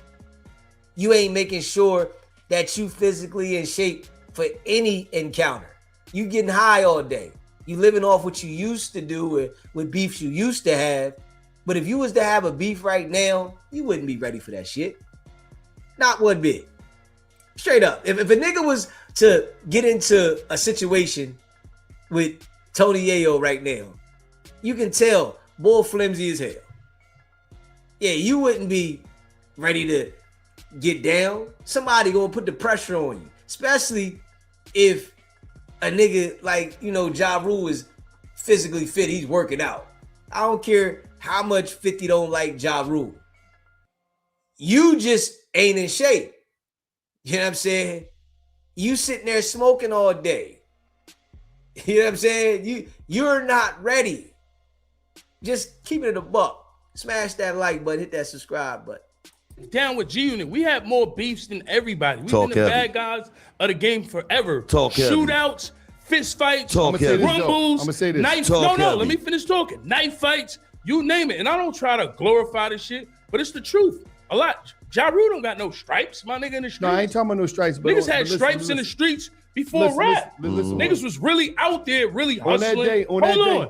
Niggas was really out on the block, murder. really hustling. Niggas knew who niggas was. Like, niggas is back and forth to Jamaica Avenue. We wasn't as big as other Yayo niggas. came home like but that's niggas like was you in and the got it streets. popping, No, nigga. but what I'm saying is murder. I just want to be real. When a nigga throw a pillow at you, you can't say that's real. No, Nigga, no, I'm come gonna on, say we this ain't- though. I'm gonna come say on. this though. This is Nigga what throw I'm a saying. pillow at me, that ain't gangster. I'm gonna say this though. I'm gonna He say threw this. a But you and homie was on the plane acting like y'all was putting pressure on him on the plane.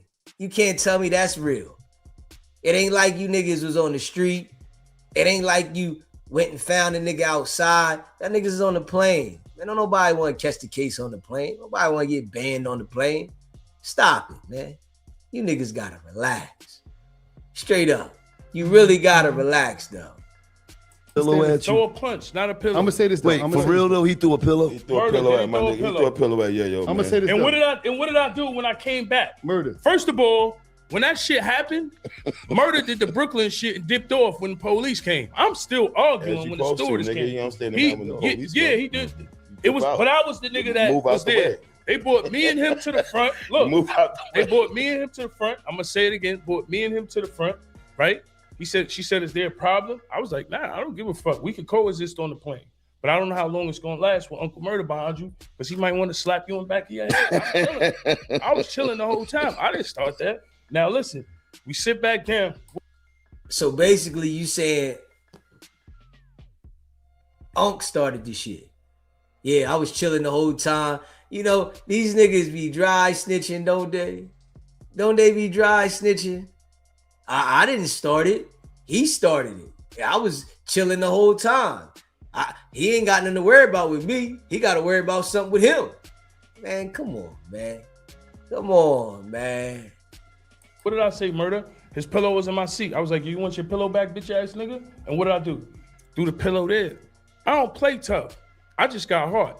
I'm gonna say this. I'm murder. not saying I'm Murder. the most gangster nigga, Murder. but I'm not backing Like down. I said, Brother, you why ran. you got my man on hype, Like I, man? no, Look I how ain't you my got my man. man Like I on said, hype, you man. ran. You All don't I got me wanted, hype. all I wanted to say, he Nobody told me, he said you ran. ran. He said you ran. That's all. You ran, but I'm gonna say You this, click murder. farming. Hey, murder. I'm gonna say this, and I'm gonna say this. I don't even know what that means, but I'm gonna say this. I'm gonna say this though, murder on the spread. On the spread, it was they gave Ja Rule -3 Fuck out of here, nigga. on DraftKings, man. Fuck out of here. Shout out to DraftKings. I definitely was a +10, nigga. You was a I plus. definitely was a +10. I would have destroyed that nigga. But listen. Outside of all that, right? Outside of all that, right? I'm gonna say this right. When we talk about this music shit, right? What is a hit? Because everybody always told me, "Oh, I got hits. People got hits." Well, what we do know is Ja Rule got hits. Straight up. We definitely know that. Ja Rule got hits. This is a fact. You know, back in the day, Ja Rule came originally with that singing on the song and rapping on the song. You know, Lil Durk and them came with that shit later. But that was Ja Rule that was pioneering that shit. Just being real. Smash that like button, hit that subscribe button. What is a hit? Give me that. A hit is something that takes you, to me, like overseas. I think if you have an artist, you're looking for an artist to be bigger than just being in the hood. You're looking for, if you have an artist sign, you want that artist to be known across the world, not just local, to sell records. Some people might be like, sales don't mean nothing, but to me, they do. You know what I'm saying? The more sales. No, hold up. You can't say this, right? You know, I understand what you're Why I saying, can't but say that? no, this is what I'm saying. Only reason I'm saying is because you mean to tell me we got some hip hop songs that wasn't hits because they ain't go overseas? There's a lot of shit we listen to a lot of shit. So if it ain't, I'm not saying it's not a hit. I'm just saying, what kind of artist would you want? Would you want your artist to be, your daughter and son is dope artists, right? You working with them. You going for a worldwide hit. All right, now You know that too. You're gonna say, No. nah, instead of you making something for the block, I want you to make something for the world. I understand that too, but let me say this though. But you do got regular hits. That's though, what I'm 'cause saying, like- and niggas is paying their bills and niggas is living great. No, what I'm saying is- or for not being able to go overseas. Like they records might have not reached overseas, but I know niggas that got records and they got a fan base and they living great. They But what would doing you want your good. artist to be? Of course, you want your artist to have Okay, that that's top all I'm notch saying. success. No, I but it's understand that, different but listen. definitions of what a hit is. The only thing of what I'm saying is you got a list of songs in your playlist. You, all of us got a list of songs in our playlist that some never went platinum, some never went gold, but they hits. We all know these songs, right? And the reason I'm saying it is because, and the reason I asked this question is, first of all, we control cool. Our culture control cool. We established this shit, right? Yeah. We control it, right? So it's things that just all of us know from being in the culture. But I realized that nowadays people try to classify a hit based off or a big song based off or just a good project based off of platinum, Grammy, gold, all that shit. That never was the case. And I think that took the way because you got people out here looking to say, oh man, if I ain't gonna get nominated for the Grammy, if I don't get what's the name now? I think, not to cut you off, I think people look at the artist's success as the money. You know, y'all had some of the biggest interviews of some of the biggest artists of all time. When y'all did the Dirk interview, that's the first time you seen a nigga show $1 million cash. Y'all did Low Shimmy interview, you seen that. That's the second time I seen a nigga show $1 million cash. So I think people really just go off the money. To me, the money in the hood, the money is the success. Right. When we came up, we watched niggas hustle. We wanted cars, Yeah. we wanted jewelry, we wanted Yeah. sneakers. You know what I'm saying? We wanted the world. That was enough for niggas. So I think the money is the promotion now. But do you think it hurt because when y'all dropped back in the day, well, it started to hit at the tip because they started telling you, oh, how many motherfuckers sold? Like when 50 and Ye was battling that time, they told it like, but nobody really cared or really what's his name. It was like, yo, he coming out with a project. Like that shit. Like how many times platinum you went? Cool. I went platinum worldwide and I went gold. So think about that. A lot of people didn't know at the time. We didn't. Nobody said, "Oh, Yayo sold that many." We knew, damn, this shit was big because we understood the movement. No, I didn't think that. I think at a time niggas knew everything that came out of G Unit was gonna be platinum. No. But what I'm saying is, it wasn't no ticker. Like now, there's a ticker. Like, bro, What do you mean? think Give me an example. I mean, if you ain't successful fast enough. Hey, yo, we gotta be real, right? 50 Cent will throw them G-Unit niggas away quick. Straight up. Yeah, I'm dealing with y'all 1 minute. I ain't dealing with y'all the next. I deal with y'all when I want to. Nah, I ain't messing with y'all, right? And he said himself that Yayo was a fuck up. Like, hold on. How are you up here talking as if you was the ish when your big homie said you was a fuck up? He said you was a fuck up. You'll mess some shit up quick. He'll cut you off. And then he'll set you back for a little while. Now he cut you off again. You one of them type of guys. You know what I'm saying? You a fumble the bag type of nigga. If we being real, this what your big homie said. Smash that like button, hit that subscribe button. If a nigga ain't going gold in a month, nigga like, man, that shit No, what was he's fly. saying is the general public didn't give a fuck about what They you didn't sold know. the first We week. wasn't informed, They bro. just knew if the music was good or not. Nah, Now- hell yeah. When 50 sold Get Rich or Die Trying, and that shit did $1 million the first week. No, yeah, but nigga. that's some extraordinary shit. That's 50 selling Get Rich or Die Trying. They talking about you. Like, you see, this what I'm saying though, right? This nigga here would say 50 this, 50 that, but you don't hear nothing about his accolades. What did you do? You could tell us you stood front line with the knife battles. You stood front line with the beef. But when it comes to the business, you can't tell us about you having an overwhelmingly amount of success with the rap. Nah, you can't tell us that. You had some songs that was cool, yeah, but it ain't nothing that a nigga going to look for today. You know what I'm saying? A nigga ain't saying, yo, I'm about to put that Yayo on today. Back in the day, it was some songs that a nigga would listen to. All right, cool, but it didn't stand the test of time. Whereas though a nigga gonna say today, right now, yo, I'm ready to put that Yayo on. Nah, I'm not putting that Yayo on. Yeah, nigga might throw Get Rich or Die Trying on, but they not gonna put that Yayo on. So if you only gonna say, yo, 50 did this and 50 did that and 50 this, what about you?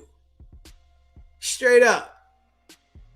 Smash that like button and hit that subscribe button. What about you? You could tell us about 50's albums, but can you tell us about your shit? You know what I'm saying? As a man, I feel like it's important, you know, even if you big up your homie or whatever, you need to have something that you stand on and say, yeah, but I did this and my shit was A1 and like, hold up, man. Smash that like button, hit the subscribe button. Motion of that, what I'm trying to say is, like, that was when they referred, because it was so big, it was vast. Like, motherfuckers, but before, it wasn't like that. Nah, you got to look at it like this. No, they got a point. Listen, before that, it wasn't like that. G-Unit. No, that's what I'm saying. It wasn't like that before. Fifth. Listen, all I'm saying is when you look at G-Unit, right? You got to look at, this is why I say what makes us special over a lot of niggas. Because we had the mixtapes. Yeah. And when you look at that mixtapes, our mixtapes, we did something different for the mixtape game. Niggas was beating they bootleggers up on Jamaica Avenue in the Bronx in the city. Yo, nigga got Mob Deep, nigga got MOP. Not saying them, just giving an example. Yo, beat that nigga up. Fifth said, nah, we're gonna use them niggas as promotion. Back then, there was no bots. There was no cheating. Like y'all said, the black market was everything. The stands. Better believe it. Stands was king. So the reason why I talk a lot of shit about G-Unit and what we did, because I know the feeling of like ruling the world. Like, and it started off from the streets. The bootleggers was the shit. 50 was like, yo, that's the promo team. Just imagine going to Jamaica Avenue and niggas is every bootleggers playing G-Unit on there. There's 10 bootleggers. They're all playing G-Unit. That was good enough for me, my nigga. Right. But no, it was You know what I'm deeper than saying? that. It's funny you say that because you see the mind frame though, right? Listen, the mind frame. Oh, that was good enough for me. You saying the bootleggers paying G-Unit was good for you, but you not saying you personally, what you did. Come on, man. that's a part of hip hop that we lost that messed the game up too. Because if you heard it on Jamaica, where you heard it at, you got to understand, New York City was the hub of the bootleggers that get it to every other city. So you're at 52nd Street in Philly, you'll hear it on the stands. Like all them CDs and all, they all connected. all the tapes, Right, that shit was connected. So it was That's like crazy. Like it y'all was niggas dope. was so The hot whole back in the joint all day. over the country, bro. Y'all niggas was This so was hot the back in hub. the day. The Muslims had G-Unit motherfucking Muslim oils, man. It's crazy. Y'all got that Yeah, G-Unit. I I'm like, remember man, you said Stephalon, man. Fuck you, mean you got that But G-Unit. listen, let me man. explain something to you. Let me explain something to you. The shit that you saying, and this is why I get crazy. The mixtape disappeared.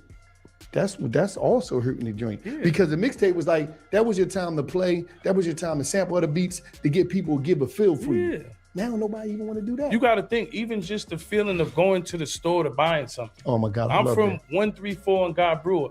I used to get on the dollar van, go to Jamaica Avenue, go to Hot Wax. Everybody knew the old man and Hot Wax. Right. Everything that came out, yo, new Wu-Tang, instrumental shit. My man was a DJ. Rest in peace, my man Fat Shop. Just going up there, oh shit. Instrumental tapes. Before DJ Clue, it was blend tapes. You had Ron G, number 10. Ron G. See, you know, you had Grandmaster Vic. You had Dog Time. You had J-Del and Rello. Just niggas was going there. Oh shit. The high of just going in the spot and going to pick it up as a DJ or just as a fan of hip hop was way better to me, a way better feeling. Yeah. You know what I'm just saying? imagine It's too accessible now. You know what I Yeah. mean? You don't get Too the easy. you don't get the exclusivity of Yeah. getting the package in your hand, taking it out the plastic. You know what I mean? Just that feeling. They never understand. Reading that the credits feeling. in the back, seeing Right, who but- the producers but, are. But That's the reason why vinyl and shit like that is getting so big right now. Vinyl is CD because not even that motherfuckers got record players or any of that shit at home. It's just to have something to rip out the plastic and get that feeling, that old feeling back. Damn, you know what I mean? But let me ask you this. This has been a hot topic all week. Right. Memphis Bleek. Right. Did an interview. You know what I mean? And they've been clipping it up on social media, you know what I mean? So I seen a clip where you said you don't think that Jay looks out for them niggas over there like 50 look out for y'all. And let me explain that to you. Like, cause niggas will flip it and bounce it like 50 pay a nigga bills or pay a nigga taxes. I mean, you like saying it like that damn near. Talking about Jay don't look out for them, like 50 look out. But listen, you a grown man. And as a grown man, you gotta put your own hustle down. Straight up. Just point blank period. If you next to somebody that is a A-list celebrity, well known, you use them as a situation to get your promotion out there for what you putting together. Not just up underneath of them, bigging them up. Nah, listen, I gotta have my own identity. So, you know, with Yayo, it's like it's only 50 this and 50 that and 50, 50, 50, 50, 50, 50, 50, 50. Like, nigga, if you say 50 one more time, say 50 again. Say it again. Say it one more time, nigga. You know what I'm saying? You gotta get your own shit. You talking about, oh, 50 ain't looking out for them. Nah, nigga. How long is a nigga supposed to look out for you, though? As a man, right? As a grown man, how long is a nigga supposed to take care of you? How long are you supposed to ride off of the coattail? He don't look out for, nah, nigga. Looking out for you is giving you the exposure for you to have a lane. All right, okay, yeah, I'm next to you. They know who I am. All right, let me pave my own way. You know what I'm saying? And that's just how I see it, though. Smash that like button, hit the subscribe button. Right? What I'm saying by that is like we're in rooms, like with Tillman, right? Niggas that's own the Houston Rockets. We're in rooms with niggas we met. Niggas say, this guy owns the whole Brazil. We're in them rooms. So when you look at Bleek, do you see Bleek at the all white? Do you see him at Mike Rubin party? You ever seen him there? Have you ever seen him there? Have you ever seen Bleek at an all white party? I never went to. But how you know Bleek want to go to the party though? See, this how you know some jokers just be fanned out like that. How do you know Bleek wants to go to that party? Bleek got his own shit going on, his own business is going on, and he got a family, right? He could be just straight on family time in business. That don't mean he want to go to a party. Like some of these niggas be fanned out with these people and they feel like because this is what everybody else is doing, this is what they got to do. I don't choose to go to the party. I'm not on that wave. I did a lot of partying in my life. Y'all niggas is just getting off into your own zone a little bit. So, yeah, you got to go to the party. Yeah, you want to be at the party. Come on, man. And if Jay's my mans and my mans is doing what he doing, don't mean I got to be everywhere he is. I don't care how known he is. Nigga, that nigga's his own person. Yeah, I know him. Yeah, he's more known than me, lit. He's the A celebrity, but that don't mean that I gotta be everywhere he's at in order for me to have a good life, in order for me to be in position.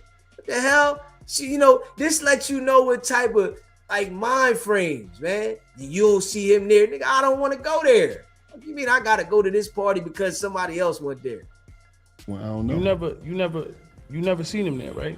I don't know. 50 puts me and Murder in rooms that niggas could never get in. Like I done met everybody from Jim Carrey to the Kardashians to whoever you want to name in the game. I done met niggas. When I go to the Garden, Patrick Ewing know me. John Starks know me. We're one of the most biggest groups in the fucking world.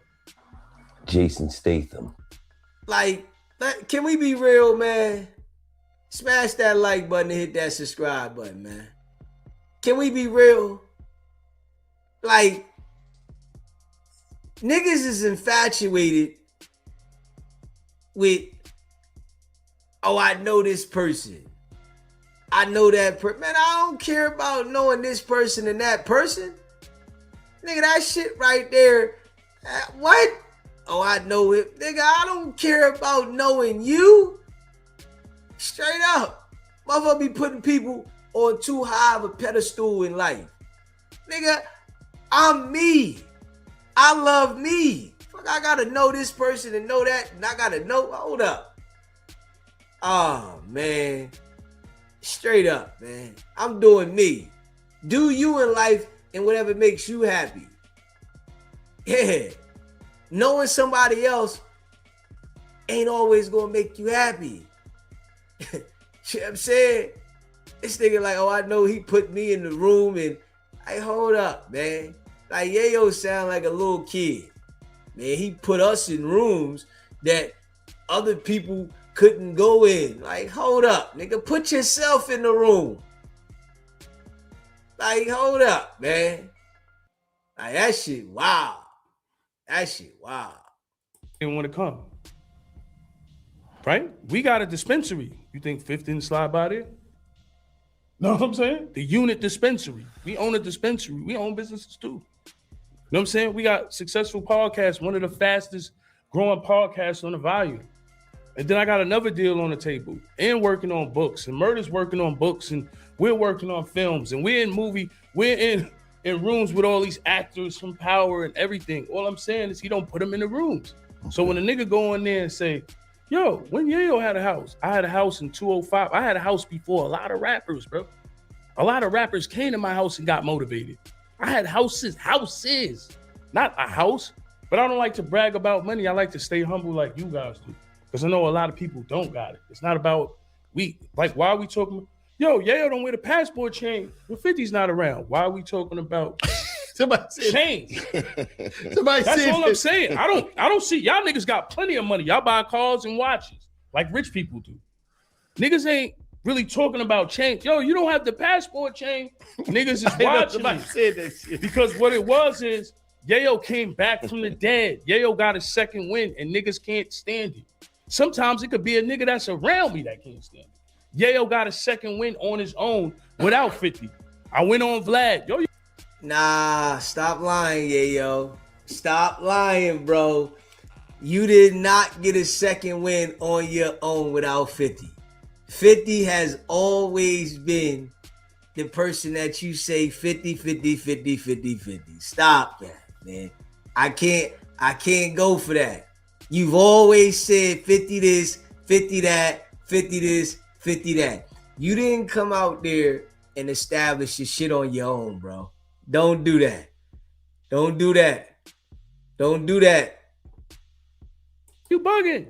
I went on $1 Million a Game. That took me there. I went on Shannon Sharp. I went on all these big platforms by myself and sold my personality just like y'all do. But niggas are going to continue to hate. You had your one day on stage with Jay, which is cool. Feel good. Would you be the elaborate? Would you be what day on stage? It was one day on stage with Jay. It's cool. So I know you're going to feel good about yourself, want to pump out your chest. Then you want to sell a record. What you mean when Jay just performed? Yeah, when Jay just performed. Oh, He had one day out. You know, we do that with 50 every other week. I'm not supposed to go out and get the money. We on a private jet. We eating smoked duck. We chilling. Yo, you can't listen. He say the same thing. Like, why don't you niggas fly private by yourself yet? You know what I'm saying? Y'all niggas is supposed to be doing all this. You keep talking about we flew private with 50. Like, I'm just saying though, man, it was private jet. I had duck and, you know, I'm eating this and I'm eating that. But it's all behind what you say 50. You don't hear niggas say, yo, I did this. Yeah, I'm on the jet Dolo, I'm doing this. Now it's 50, 50, 50. Come on, man. You a grown man. You a grown man, though. Like, it shouldn't be everything that 50 allow you to do. When do you do some shit on your own? Give me another meal, man. That's something else on the menu. All right, Persian caviar. We eat Oh, he switched it up. See, I gotta even switch this shit up. Chilling. I never see. I'm a humble nigga. I Duck look never like it'd be thought. I'm a crazy. nigga that never thought I was gonna leave the hood. He just smoked. So for me, I be still amazed meeting people. Like we go play. Oh shit. Persian Fucking caviar. Jim Carrey right here. Oh Yeah. shit. Fifth got us in the room with fucking Nino Brown. Right. Wesley Snipes. I mean, you know what I'm saying? We doing so much shit. Oh shit. Fucking Nelson Mandela right there. You know what I'm saying? Like, that's what I'm saying, the rooms. All right, cool. Niggas blew a couple of shots at him. He might feel like, oh shit. Wow, this nigga saying that. What businesses you have? This is my business right here. Unit Dispensary. It's between Queens and Nassau. We deliver. We've been open for a while now. Shout to Murder. We have our own businesses. We doing our own thing. Niggas would be surprised. I'm gonna say this. I just don't gotta make announcements because I know niggas be glazing. And the glazing award goes to Memphis Bleek. Like, and then look, you on Black Effect, so I know Charlemagne is gonna be like, yo, so what about Yayo? Of course, you gonna click phone. It's cool, it's not a problem. I like when niggas talk about me. I know I'm doing something right. Oh, that's it. No, because one of the things I did see that he said was that, you know, Jay don't gotta take care of him. You know, but nobody's taking care of me. But hold on, let me finish. That's where you're getting it wrong. Nigga don't pay. Listen, I gotta be real. The way you mentioned 50 name is like the nigga take care of you. God damn. Real shit. If 50 say don't laugh, you can't laugh. If 50 tell you you can move, you can move. Now I gotta listen to Fifth. Yeah, I gotta do what Fifth say. Yeah, Fifth ain't cold up, man. I'm not doing that shit. That's all. I'm just not that type of guy. I'd rather grind and put it together myself than to, you know, I mean, you can rock with your mans. Like, yo, this my mans, I fuck with him. But it's like, this nigga say 50 name more than the broad that fuck with the nigga. I can guarantee you that. I guarantee you the broad that 50 fuck with don't even say the nigga name as much as he do. You know what I'm saying? And she sleeping with the nigga. This nigga fit this and fit that. He got me here. I'm fit and fit and fit, fit and fit. Nigga, come on, bro. God damn. Like, nigga, you say Fit name 100,000 times about everything. Fit got us here, and Fit got us there, and Fifth take us here, and we eating duck because of Fifth this and Fifth that. And then you gonna say, man, Fifth ain't do nothing for us. He ain't pay my bills. Nigga, you said his name so much, that's how your fucking bill got paid. Straight up. That's how your bill got paid. Because you said his name 100,000 times. You know what I'm saying? Real shit. You know, and we got to be real. You know, I don't hear every word that Memphis Bleek say is Jay. Ain't every word he's saying is Jay. You know, we know back in the day, Jay said, Memphis don't got to work at all. I'm going to still look out for him. That's what Jay said back in the day. But Bleek do his own thing. You know what I mean? And he's not saying Jay every second for recognition. Now, if he probably said Jay every second for recognition, we would see him more because he's mentioning Jay-Z. That's why you don't see him as much, because he's not saying Jay-Z every 2-3 words. We seeing y'all more is because y'all saying 50 every 2-3 words. 50 this and 50 that, private 50, 50, 50, 50, 50, 50, 50, 50. Every second. My bills, don't pay my taxes. My first house is bought off my album. He I'm glad you came in. I'm glad you clearing a lot of this up with the What stripes dispensaries niggas got? and what businesses, you know what I mean? We're gonna talk about what But stripes niggas got too next. he said something pertaining to YouTube murder about if he said something about me. If I ain't hear this. Oh, you did? Oh, no, I ain't know he said something about me. Maybe Damn, it wasn't Bleek, you. you talking about me? No, maybe nigga? it wasn't you. Oh, okay. If 50 stopped fucking with niggas for a year, it'll be over. Nigga, I will be in a trap. What is you talking about? If I can't, I'ma still listen here. Did y'all just hear that? Did you just hear this? This nigga just said if 50 stop messing with him, he's gonna be in the trap. So you don't got the business mind at this level to not think about going to the trap? Oh man. What's this nigga talking about? What's this nigga talking about? Nigga, you supposed to have a straight business mind at this level. People know who you are. What you talking about being the trap if 50 cut you off? That let everybody know, nigga, you need 50. Come on now. a street nigga. I'm not on Jay-Z, Nas and them level. It's cool. I was making money before. Like niggas would be like, yo, Yayo was a pack pumper. No, nigga, I was getting money on 134 and God Brewer. Let me say this. You can ask nigga. Let me say this. Let me just say this. Now, hold on, let me say, hold on. I know, like, as far as niggas do got a successful weed dispensary business, and I know Bleek said he got a restaurant. I don't mind. We can do this too. We could go. Let's see what you made last month, and we can show we made last month, and we could continue to do month for month to see who's making more money as far as that business is concerned. We could go business for business as far as that, right? And we could go Bitcoin for Bitcoin because I got a bunch of those too. So as far as me being back in the hood, that would never happen. And we could show houses too. I got a pool. We could show who houses flyer and all type of shit. We could do that. We could go Bitcoin for Bitcoin. Hold on. Fuck all that. We could go Bitcoin for Bitcoin. We could do this. And not to mention, we got a nice check from Valium to even do this podcast shit.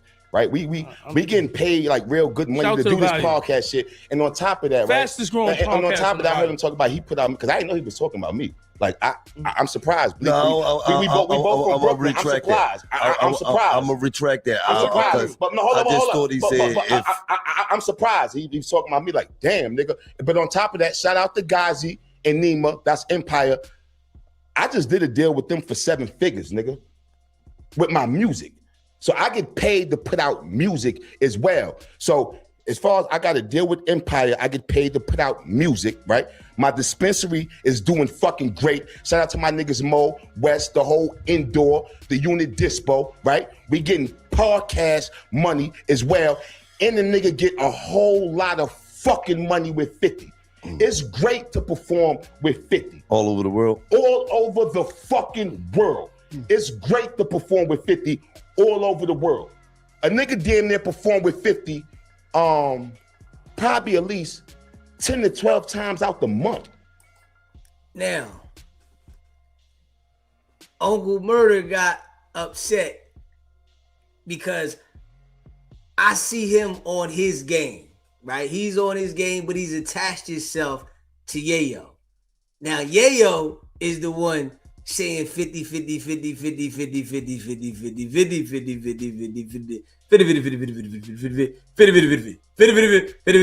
50, 50, 50 all damn day, right? Now, Unc is attaching himself to Yayo, so it's like whenever Yayo say 50, you with the nigga, straight up. You know what I'm saying? You with him, so it's like, all right, but Yayo is the one saying 50, 50, 50, 50, 50. And you say it a little bit, but Yayo say it a lot. So, you know, they gonna say birds of a feather flock together. So, you know, you might got all this shit going on, but you still with the nigga that's saying 50, 50, 50 every 5 seconds. Even though you performing with the nigga, that's good. You get money with the nigga, right? But we heard Yayo just say if 50 was to cut him off, he gonna hit the block.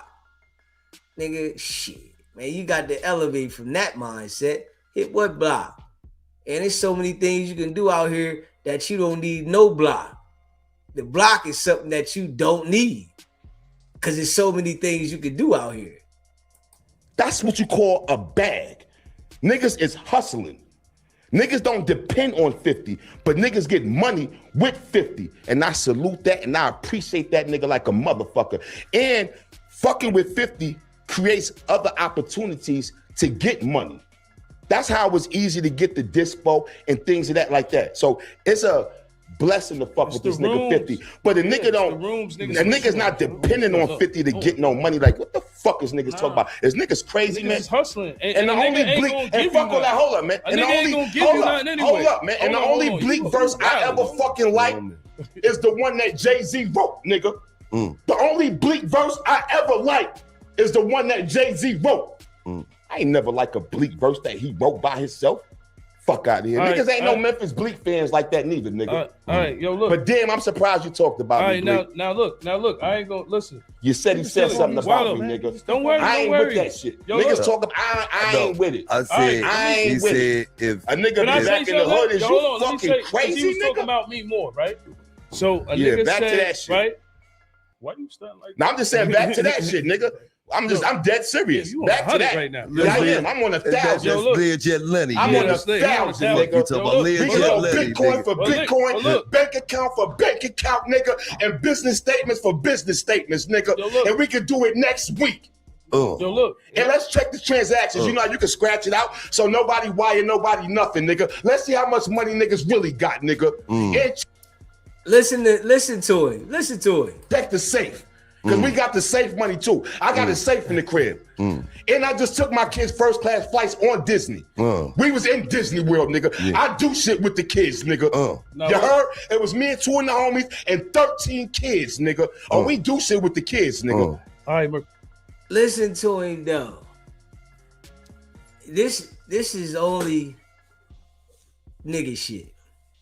Yeah, this is nigga shit. Yeah, straight up. We can go business for business shit. We can go Bitcoin for Bitcoin. It's nigga shit though. It's nigga shit. And my daughter be in college next year. Pardon me, I'm turned up. And the kids is in swimming school, nigga. Because I got a big swimming pool in the backyard, nigga. Now look. Do you got a pool, nigga? So look. Now, I'm just being clear. All right, now look. Go ahead, yeah. All right, thank you. Let me get the floor now. Now, got Gilly, it. right? Niggas talking about change, right? Why we not talking about trust, life insurance, right? Why we not The talking trust about is the trust is very important. Life Listen, insurance is trust, very important. Life insurance. Why we not talking about real estate? Oh, I got the trust too. You gotta let me go though. I'm just talking about, I forgot to mention that. I got the trust too, You gotta nigga. let me Because I'm talk. financially liquid. Like, I'm on point. Okay, I got you. Let me finish though, right? Nigga talk about the passport, right? I'm a nigga, like, when Meant we to go, say legit, not liquid. right? This nigga crazy. Gilly, Wilder, look. I'm a nigga when we in room. Nigga said liquid. Yeah, he got so hot. He say liquid. Okay. Gilly, you Don't started worry with me, about it. nigga. Don't worry about it. This little dime. I got you. Boop, boop, boop. Yeah. Got you. Yo, so look, a nigga talking about I was change, figuring. I right? was trying to figure out what's the quit. Yo, I'm gonna let them have their own style. Yeah, well, that shit bothering me. Get this shit off. Oh, Get them ashes. don't worry about the ashes, nigga. Yeah, like man, you said, we man, getting money. We ain't worried about that. Yeah, we See, I'm want to repping my fuck unit smoked dispo up, shit. nigga. Fuck is wrong Now with look, He changed now that. Gilly, right? We older now, right? Mhm. Niggas is heading towards their 50s or 50, right? Niggas is talking about chains, cars, still the regular same shit we was talking about in our 20s. Niggas ain't talking about trust. And I wear my chains everywhere I go, nigga. Right. You see my shit, nigga. Right. And my shit is bigger than yours and more expensive than all your shit, nigga. God. You see me, nigga, everywhere I go, nigga. When I'm with 50 and when I'm without them, nigga. I wear my shit everywhere, nigga. Brooklyn, turn up gang. Bang, bang, nigga. Back to that shit, yeah. Damn, he turned to a youngin again. I'm just saying, I heard that nigga, energy. he told me a nigga was talking about me. I ain't know a nigga said that about me, nigga. Man, hold on. You wait. fucking crazy, nigga. Yeah. Did you not You see got what to I be seen? crazy, Oh nigga. no, but what I'm saying is You niggas, got to be niggas crazy, are still, nigga. Niggas are still talking about the same shit. Chain, cars, all the shit that make niggas get broke fast, Yeah. right? Yeah. Chains, cars, This episode of Me and I Was With the Game is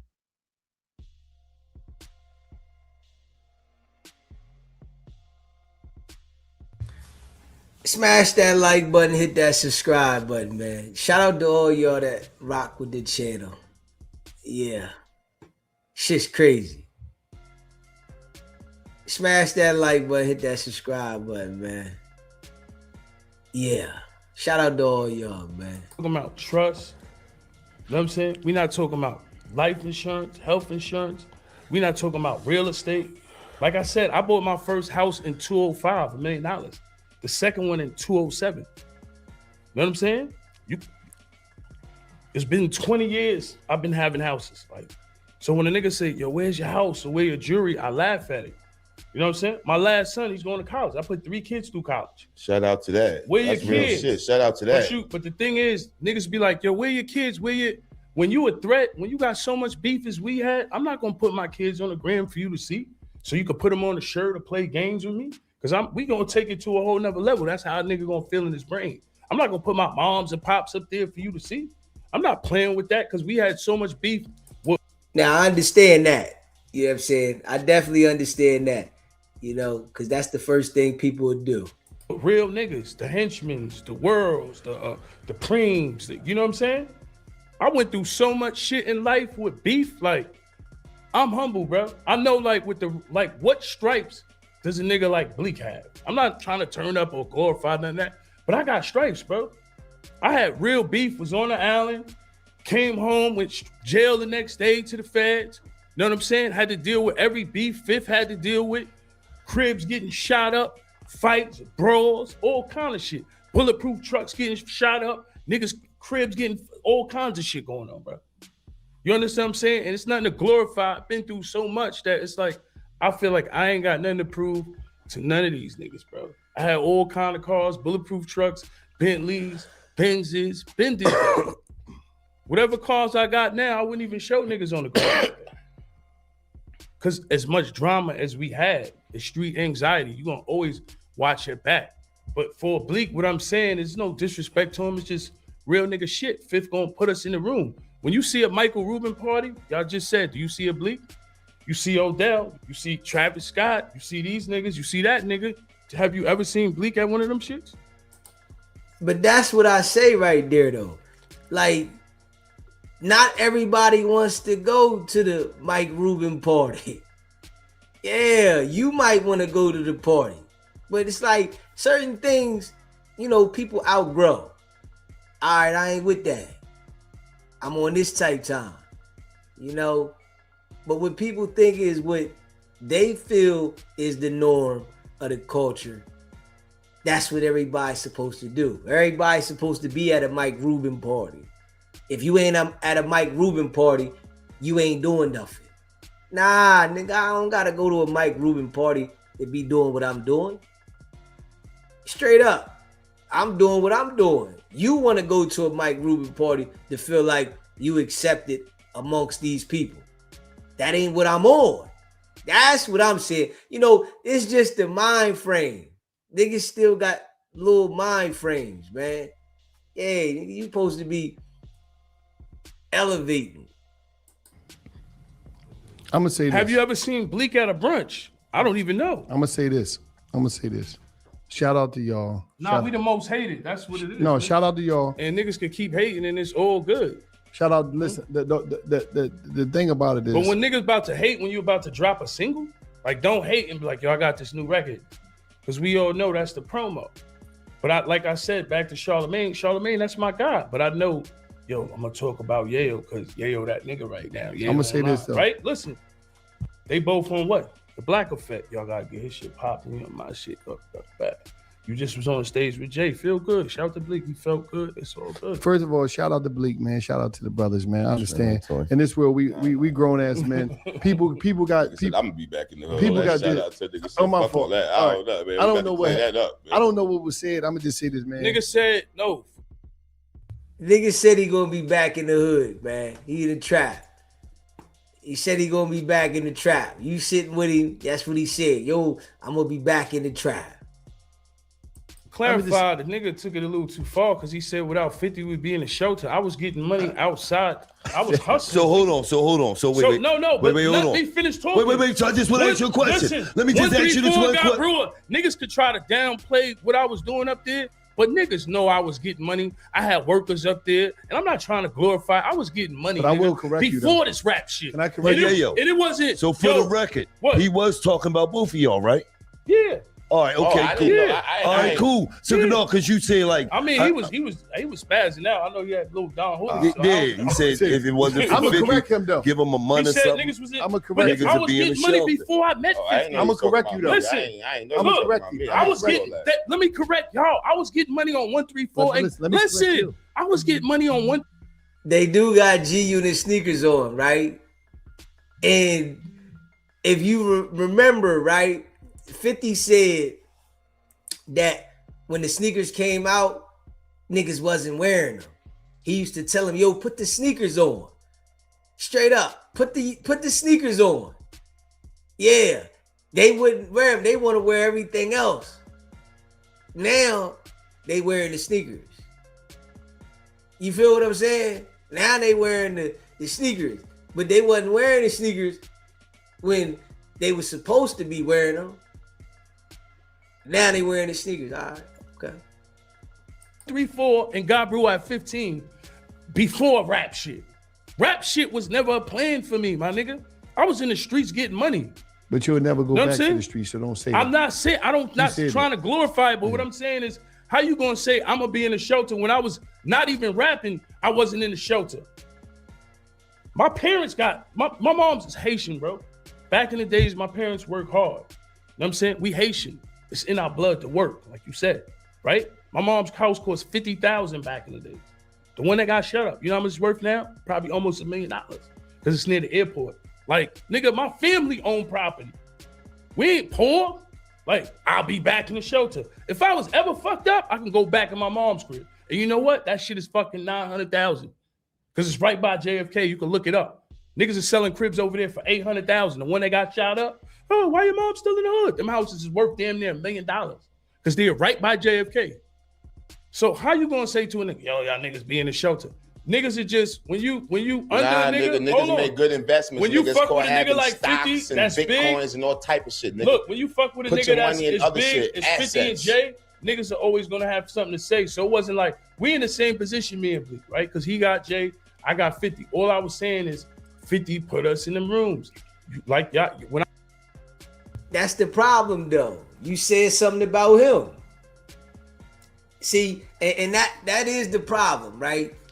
The boy said something about Bleek, and Bleek said something about him, and they just got emotional. When that was a bad comparison. You don't know what Bleek got going on. You know what I'm saying? You don't know what the man got going on. You just want to say, oh, 50 did this for us and Jay ain't do nothing. You want to compare the situation and use Jay name because 50 don't rock with Jay. So whoever 50 don't rock with, you feel you obligated to go at and say something about. You know what I'm saying?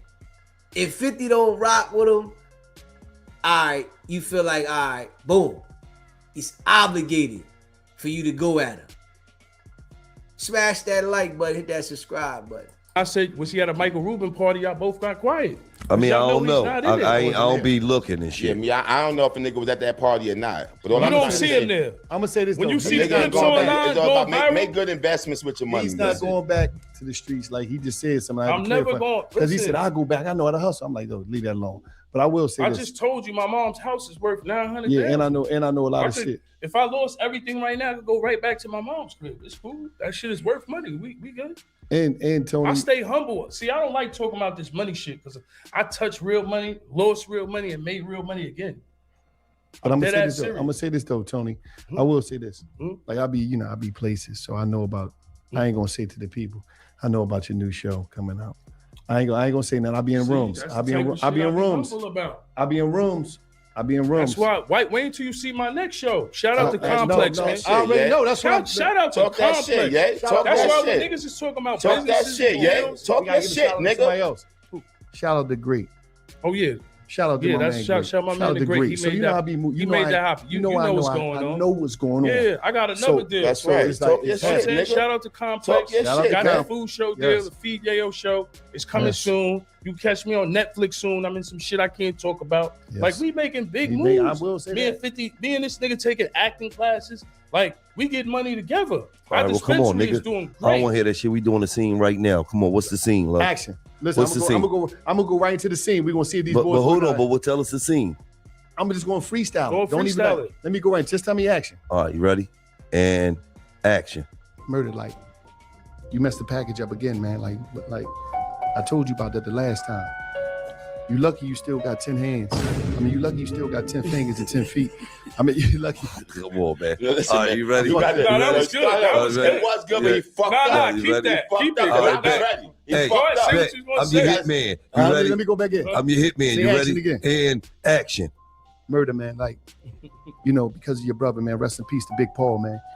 He's the only reason that I give you these opportunities. But I'm feeling like the street game thing ain't for you, man. This is the 10th time you messed the package up, and to my understanding, you still got 10 fingers and 10 hands, and I'm trying to question myself to see am I pussy or not. So what you think? I mean, I know you and my brother Big Paul had a relationship, and honestly, I'm a whole lot different than Big Paul. And as far as me having all my fingers and toes, they gonna remain there. It's your peoples that fucked up the package, homie. I don't know what's the fuck going on with your crew, but you need to check one of your niggas, because me and my peoples is on point with this shit, period. Well, first of all, my man. Oh, calm down. First of all, no, it wasn't. First of all, now, first of all, What's Murder. that? Now, first of all, Murder, that energy that you giving me is telling me that you're trying to reconnect with Big Paul. So you better watch how you speak to me. That was even better. That was even better. But you not acting. Hey, Wallow a trip though. Yeah, Wallow definitely a trip. Gilly's the actor. You ever act again? Yeah, I seen the movie. 15 movies. Rest in peace. Nip, Because I was ready to come. I was ready to come in. I was ready to come in like this. Hey, listen, boss. Rap City got canceled a long time ago. Doing too much talking. Niggas doing too much talking. He gonna tell me I'm ready to reconnect with Big Paul. Yo, you ever get acting again? Because I remember what was the movie with Nipsey? Yeah, Cage the Animal. I was in. Ving put me in like. You was in a couple of movies with him. Ving put me in like 8 movies, man. They call me Gil Smith when I'm acting, man. Nah, you was good. What you bubbling, man? They gotta take a shit, gotta man. go to the bathroom, Go ahead, Wallow? film me, man. Yo, Wallow Nigga gotta gotta take a shit, man. Look y'all, at it. Nigga playing for the Pittsburgh Steelers. Look at it. Started linebacker for the Pittsburgh Steelers. How was that on movie set with Nip? I mean, when I was on movie set with Ving and Nip, right? You know, Nip wasn't really known like that yet. I think this was 2009. Mm-hmm. You know what I mean? And honestly, what's so crazy is I already knew I was in the movie, right? And Ving called me, and he was like, "Yo, I met this kid. I'm telling you, man, he remind me of you." And I was like, "Yeah." He was like, "Yeah, man," but he looked like Snoop Dogg. So, you know, I'm like, all right, cool, all right. I went out. I met with Nip. You know what I mean? We was on set together. You know what I mean? Going through our shit and all that, and we just was kicking it. Right. Went to the studio with him. You know what I mean? We were just kicking it. You know what I mean? But Nip was smart as shit. You know what I mean? Nip was the first. He was my first time, my first seeing an intelligent gang member. You know what I mean? Because going out, this was early me going to LA, so I ain't really know a lot of motherfuckers out there like that. Knew a couple people, but you know, most of the niggas that I met that was gang members, them niggas was hood, just street. You know what I mean? Right. Nip was more spoke with a different tone. Just seemed like he wanted more and shit. You know what I mean? And that goes back to the trust and the shit he's kicking. You know what Like I mean? niggas will look at me a certain way, but like I said, 3 of my kids went to college. Yeah. My last kid is going to college. Where your kids at? I'm not gonna put them on the gram. We had mad ops. I had ops my whole life.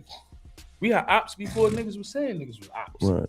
I mean, that's You know what I'm saying? that's something that I'm most proud of. That both of my daughters graduated college. Yeah, You know what my I mean? last son, my youngest, he's going to college this year. Yeah, facts. But I went. Shout out to him. Facts. And look, when he graduated, you know what I did? We was working. Yeah. That's what we do. See, the thing, what I always glorify 50 for and say shit for, is because sometimes you gotta sacrifice for things. You gotta sacrifice for success, right? Mm-hmm. You gotta sacrifice for your family. Mm-hmm. So I might miss my son's graduation or Christmas, Mm-hmm. but I'm making money that day to take care of whatever I gotta take care of. Mm-hmm. I'm gonna just say this now, Murder. Like, this is my whole thing, man. What do one have to do to make it into the wrap up at the end of the year? What do they have to do bad or what they have to do good? Like, No, how do and let me make ask you a that question. shit, No, man? no. What And you let me gotta put do? a question on top of that, right? The wrap up, right? Okay, I need you to keep it 100%. Don't. Nah, I need to keep it 100%. Anybody ever fucked up and you ain't throw him in a wrap up because you like, man, that's my man. I can't do it to him. Good question. Yeah, I did. You was biased. A couple times, yeah. Damn, Murder was biased. And I'm gonna say this, Murder. I was like, by yo, that. nah, that's the homie, man. I was like, Well, I can't do that. Who you spared? No, I ain't gonna say that. I'm gonna say this, I Murder. ain't gonna. I got a call a couple times too, like, yo, son, Leave me out that shit, yo, man. You know what I mean? Leave me out there, boy. Like, all right, cool. like a couple this, times. I was like, this no what I problem, believe. This what I believe, Tony. What? Murder. This how I believe the wrap up is wrote. I said to myself, listen to it, different years. I said, he gotta have a book or write shit down every month of the year to be able to remember this much shit. I said he gotta. I said he gotta write shit down. I just said he gotta write shit down every month. He just dropped a little shit down specifically for the joint, the dumb shit that happened, a screenshot, something. Because it's like, how do you? It's too much to break down, and at the end of the year, you just do it off the flip. And You know what's just, crazy, Wallow? I need to do that, but I don't. And I fuck up and put the pressure told on him to myself. do that? No. And yeah, tell you, right? Because he watched you know it what? firsthand, He right? does- So what I do is, no Every bullshit. wrap up is last minute. I wait probably until around, because I be trying to tell myself, I ain't doing that shit no more. Fuck that shit, right? No, but I'll do that. I wait every year around probably Thanksgiving. Damn, you facts. Thanksgiving to start taking it serious. Start looking for beats and all that shit. Now I'm start looking for topics. And yeah, no, because from that time, from around November, He be I'm going slacking on the crazy. rap. He be stressed like, yo, what the fuck is you doing? You ain't got it yet. I told him he should do that, like start Man, that every shit month. early, but no, just write. So I like to wait for some reason. I don't know. And I shit change. actually highlight people on Instagram. Like, yo, man, what the fuck y'all really want to hear about? What really happened? Besides me remembering certain things that was really big for the Lot year, of shit, like bro. that. It do be a lot of shit, but not everything don't be worthy. No, everything ain't worthy. Everything ain't worthy. But I'm like thinking that. like, and no, when November come, if you got a patch each month, you're gonna be able to pull the most powerful. You're gonna be able to pull the stuff out there. Yeah. Smash that like button, hit that subscribe button, man. Shout out to all y'all that be rocking with the channel, man. Yeah. Yeah, the wrap up do be crazy though. That wrap up do be crazy. He definitely go in on the wrap up. I gotta give it to him on that one. I gotta give it to him on that one. Smash that like button, hit that subscribe button. Shout out to all y'all that be rocking with the channel, man. If you're a member of the channel, put a 1 in the channel. Make sure you like, subscribe, share the live. You know, I appreciate all of y'all that be rocking with the channel. It's worthy. And then you could dress it up with some people that might get notable mentions. Right. Because some people you might be like, yo, what's the name had a nice album, boom, boom, boom. That shit was, you know what I mean? However, but it's like, I said to myself, because I'm like, how the fuck he can. Now, I ain't gonna not put so much pressure on myself around that time. That's why I be thinking about stop doing this shit. No, Maybe don't if do I that. did do it that way, it would be easier because Don't stop it'd be doing so that. much pressure. I start locking in, and then I got the young kids right in the crib, so it'd be so much pressure that that's the holiday time. Like Oh, we yeah, talking yeah. about Christmas and things of that nature. Money, you go out spending. They be seeing me so consumed with that rap, but I'm just locked in beats and trying to figure out all this shit. They like, God damn, Dad, I think where with the you at? podcast, you should stop the wrap up. We ain't gonna have no guests. No? I'm just I asking. got to keep this shit going, baby. No, I love the wrap up. But when Nah. Red run down on them, Jermaine Dupri. Yo, it's Yeah, shout out to all y'all that rock with the channel, man. Y'all already know how we, man. How we coming, man. Yeah, shout out to all y'all. Ike. La Portia. C. Brown. DJ A1. Blue Chicken. Miranda. Shout out to all y'all, man, that rock with the channel, man. Y'all know I appreciate y'all. Smash the like button, hit the subscribe button, man. And, you know, I hope everybody have a blessed day. You know, it's your boy Beezy, man. Y'all know we going hard in the paint. Facts. Non-stop. So hit that like button, man. Hit that subscribe button, man. Shout out to all y'all that rock with the channel, man. I appreciate y'all. Stay sucker free. And, you know, watch your circle. Watch who you got around you. Everybody ain't solid. You hear me? Straight up. Blue Chicken. Shout out to all y'all, man. I appreciate that. I appreciate that. Wab phone. Appreciate that, man. We grinding non-stop. Y'all know what it is, man. It's your boy Beezy. Like, share, subscribe. Hit the hype button. All that. Y'all know what it is, man.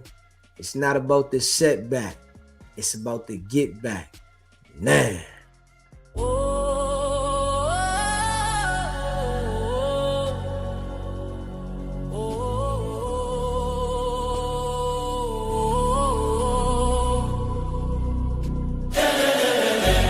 Came out the mud, now we map out the stuff. Hands on the wheel, got my life in the car. Up and down roads, they said ain't for me.